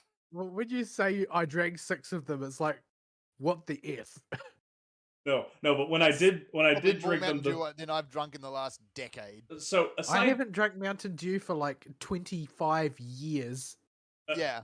aside from the occasional energy drink in the mornings that I use as a oh god, I've got to wake up and I need something right now. Uh, I do not drink any caffeine or any kind of soft drink at all. Considering the photo of your fridge that you sent me, that was like heart palpitations in a box, is what you sent me. So when I drank those 6 Mountain Dews in a relatively short amount of time, the first few felt like they were going to kill me. Your Yes. fridge has like a case of Monster in it. Yeah, it sits there in case of emergency at the bottom, but it doesn't. For me, having to get up in the morning is an emergency. Yeah, that is I need to be at work 5 minutes ago, and I need to be awake for when I'm there because I overslept or something. That's what the monsters are for. So it takes forever for those monsters to disappear. I'm not really in a position to criticize the contents of anybody's fridge since mine is mostly alcohol. Yeah, fair enough. All right. Anywho, yeah. As much as I how good does the Mountain Zoo actually look in game? We don't know yet. Ah, It's not out yet. we just have the You just accumulated the points. yeah. I've got the code for it. It's sitting in a text file, and it's I got the backup email in case there's who's getting the zoo. I don't think it's available in New Zealand. it is not. It is only in the US. Even if it were, I do not think that I would be able to bring myself to purchase and consume. Well, Mountain thankfully, Dew. the Mountain Dew that we buy in Australia and New Zealand and what Ari has actually got are completely different products. In what way?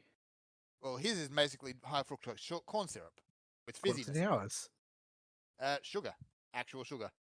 Oh, they put sugar in our sugary drinks? Oh, I didn't even know Yes. that. Because There's sugar in this? How do I even tell? Will it say on the ingredients if I look? probably, but yeah, as far as I know, the corn syrup that's used in the US version of Mountain Dew is not legal to use in Australia and New Zealand. It's like that way for a lot of products inside the U.S. We have more artificial preservatives in our crap on average than the rest of the world. Also, you don't know the difference between bread and cake. Water, acidity regulator, citric acid, sodium citrate, sodium glucose, erythritol, taurine. Oh, there's your sweetener. Flavors. Erythritol is the sweetener. Is it Yep. lethal? Am I going to die? In large quantities, it will make you poop your guts out. Oh, well, I do that anyway. I've got IBS, so. Guarana. It's the way a lot of these sweetener substitutes are. Is generally a lot of them are low-key laxative. Acyl sulfame, potassium sucralose, sodium benzoate, potassium sorbate, caffeine, glucuron and lactone, caramel number 4, niacin B3, pantothenic acid, riboflavin, B2, B6, B12. No high fructose corn syrup on this one. No corn syrup. So yeah, it is. I won't say healthier exactly, but less deadly. I can take a little bit of laxative, like that's better than the alternative, which is constipation. Yeah, it probably evens out with me because of the sheer amount of bread products I eat. Yeah. I've never noticed. KFC is not allowed to sell their bread rolls as bread rolls in Australia. They are dinner rolls. There's too much sugar in them to be classified as bread. So this is like the Subway bread in France thing? Yes.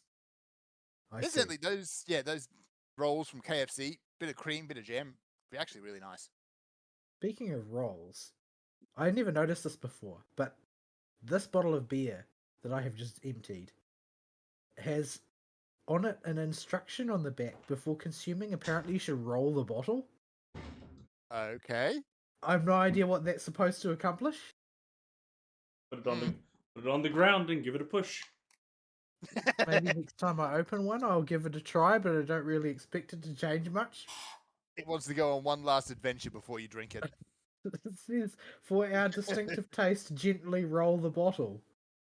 Okay. I'm not sure what you're trying to accomplish here, but okay.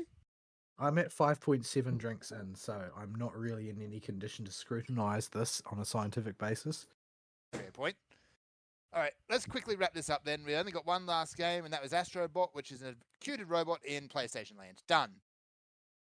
Yeah, is that actually a game? Because I was not able to discern that it was. That is the sort of game that in previous generations would have been sold at launch with the console as a tech demo. I see. Yeah, that sounds about right. I mean, it's an old school platformer. It was just being cute and like, here is Robot Kratos and here is Robot Nathan Drake and all You that. say cute, I say twee. Well, it is very, very twee. Actually, probably it's more twee than Infinity Nikki. Yeah, I think that Infinity Nikki is like that's cute in a conventional way, and I think that this is twee Yeah. because And Infinity I Nikki feel like has a Infinity flying Nikki. talking cat in it. I think like Infinity Nikki is like they've got an aesthetic of some sort. This game As just has opposed- flamingos. To this, yeah. Yeah. So Flamingos are a weird bird, and I think it's a- that birds you being know weird you've is got what they're a- trading on. yeah, you know you've got a tech demo game on your hands when the main character is flying around on the console's control pad. Ugh. This barely qualifies as a tech demo. It's more of a marketing stunt. Yes. Same thing. Same thing. So yeah, I mean, it was cute and it looked like it was fine, but it was also very cynical because it's like dripping with PlayStation product placement. If it was- Da-da-da-da-da. Yeah. And that's it. So if the rest of the announcement season goes on as the Sony one started with, I'm going to be saving my money this next year. Yeah. I still have no motivation to buy a new console whatsoever. Like, what are Yep. you going to offer me that would make me want to? I'm quite happy with my PS4 because it plays Blu-rays and it's got a handful of games in it that I like. So why do I want to upgrade again? Why not just stick with my PC? Like, when it comes to PC, as much as I find it to be a slightly hair-raising activity buying a new one, like I actually enjoy the process of putting them together, and I'm sufficiently independently wealthy that I could do it as a hobby if I really wanted to. So Yep. I don't really see any need for a console anymore. But if consoles still offered the advantages that they once did, then I could understand the market argument for it. But they don't. They don't You still anymore, get incomplete games that require patching, and you're required to pay a whole bunch of subscription fees in order to use half their services and so on and so forth. Like, no, thank you. I feel like I'm being screwed here. I'm still paying to subscribe for my Switch as well. I need to discontinue that. Yeah, if you don't use your Switch, turn that off. It's only like a couple of dollars a year, but even so. Well, it's like $30 a year or something like that, but it's not a huge amount. compared But to the only $30 reason I a month subscribe to it PlayStation. is because I like Monster Hunter. But once the new generation of Monster Hunt comes out and I can like fully transition over to the PC as the Monster Hunter device because they Mhm. stop this bullshit of being console exclusive, then the consoles will cease to be relevant to me because realistically consoles have receded further and further in my life to being Monster Hunter machines. Yeah, I might actually buy a proper PC controller for Monster Hunter. We'll see. And by PC controller, I mean an Xbox controller because, same thing. Well, I like the DualSense, I really do. I just wish the sodding thing would stop drifting. Yeah. Yeah, I'm got a dual shock. Yeah. I'm the- still Yeah. using my DS4. My DS4 has been performing well for years. It's the sodding DualSense that just can't seem to hack it. Yeah. in DS4s and DualSenses, I've had drift problems, and it's driven me up the wall. But the problem is, you cannot do claw grips on Xbox style controllers. Too smooth. Yeah, But my DS4 well, has it's- been thoroughly abused for years. Why hasn't it developed drift yet? I don't know. I was horribly unlucky with DualSense 4s, DualShock 4s. They just they had the same kind of frequent drift problems that the DualSenses are having with me. Mine So sticks a little bit, but that's You it. might have just got lucky and got a really really strong couple or one of them. But I had terrible drift problems with the DualShock 4s. I think Up then? I'm sort of astonished that there's so small of a market for like third-party devices in this particular arena, because there seem to be so many problems with default controllers, like the Joy-Cons and the Dual Senses and that. Like, surely there's room in that market for making like the I, reliable controller that all the cool guys use. I think it's because the third party controller market kind of burned their own bridges by making questionable and substandard products for so many years. Too much shite. Too much shite. Yeah, it got to be less of a problem near the end of its life cycle because you could just look up which ones were bad and not buy them. Yeah, but by then the bridge was burned. Yeah, It's but like, okay, so you don't buy the Mad Cats one. You know, my Mad Cats. You just stay well away from Mad Cats because, oh boy. Because Yeah. I don't feel any loyalty to Sony. I don't have to buy a DualSense. The problem is that the DualSense is the nicest one on the market. yeah, and you cannot play Final Fantasy on an Xbox controller with this No. nearly as easily because you will have to. I bring don't your index I finger don't down. like offset sticks. I just don't like offset sticks. I've never liked them. I've never been able to get the hang of it. Yeah, it until I realized the value of being able to move your dang index finger down to the D-pad, I was okay with offset sticks. Now I can't play with them. They have to be on the same axis. Yeah. Because yeah, you can't claw grip unless they're there. Yeah, like before I had the back paddles on the edge, to sprint in Final Fantasy, I have to hit left trigger and then down. And you will notice both of those are on the left side of the controller. And my left hand is already there, so if I want to be able to do it quickly enough, my finger has to come off the bumper and press down on the D-pad. And you cannot do that with an Xbox controller. Let's wrap up then, shall we? Because time. Alrighty. Alrighty, folks. I was glamoring my new relic weapon that I got for Dancer from all the tomestones we got in there, because holy I crap, it was completely forgot ugly. we were acquiring tomestones. Yeah, you got quite a few in there. Yep. You should have got like 800 green tomes in there. Yeah, I've got like 1,671 in the bank, apparently. Did not even I realize. didn't get that many green tomes. Oh, hang a minute. Yeah, it should be 60 times 6. So that's how many you got. 300 something.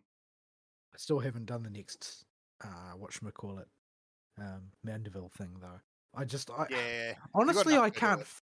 I honestly can't really face it. Like, it's almost like it makes me feel sad just the thought of doing it. It's like, well, this could have been a cool thing, but it's not.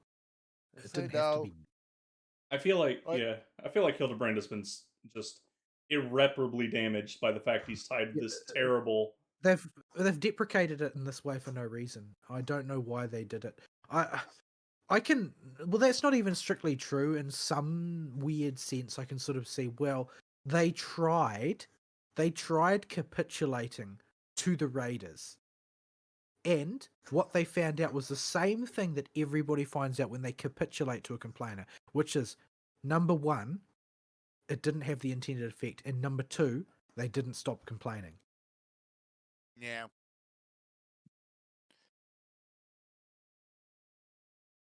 So yeah. I actually unlocked the one of the new machinist weapons in there. I think the second to last one, and I really like how it looks. I just don't feel like I earned it. Yeah, I haven't had the motivation because it's just not. It doesn't carry the gravity that it used to. Like the Bozja weapons will simply carry more gravity to me. I don't even like the look of the Bozja weapons as much, but they mean something more. Yeah, I think. Well, even then, if you just want to talk about aesthetics of the Bozja weapons, yeah, the last phase looks pretty bad for most classes. But if you dye it and you're going for a really glowy type of look on your armor and stuff, they can totally work. Like my paladin uses the final step of the Bozja sword and shield, and on its own that looks really bad. But if you color coordinate it, that glow can look really good.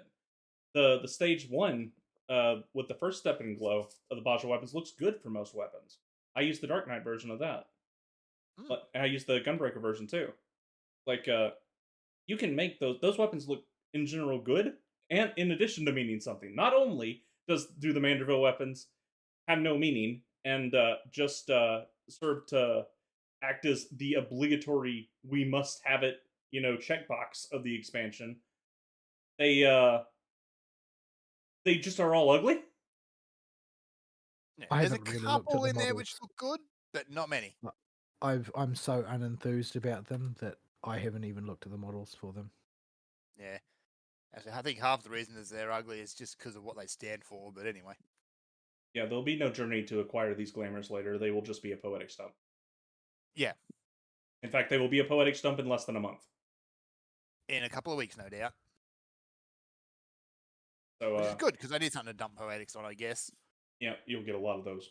If you're going for the proper relics, you'll have a whole lot of poetics that Yeah. you can just get a bonus set of relics with, I guess. All right. Yeah, we were wrapping up. Yeah. Okay. Yes. Email topic of the week, Serathis. Do you have your account back yet? Fix your account. There it is. There's a very pointed email topic. Oh, he's the one most likely to write us, and right now I don't know if he has control of his computer at all, because for all we know, that executable could have locked him out of the whole PC. Yeah. I hope he's doing all right.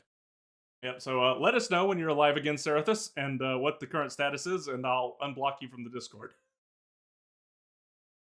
All right. We will see.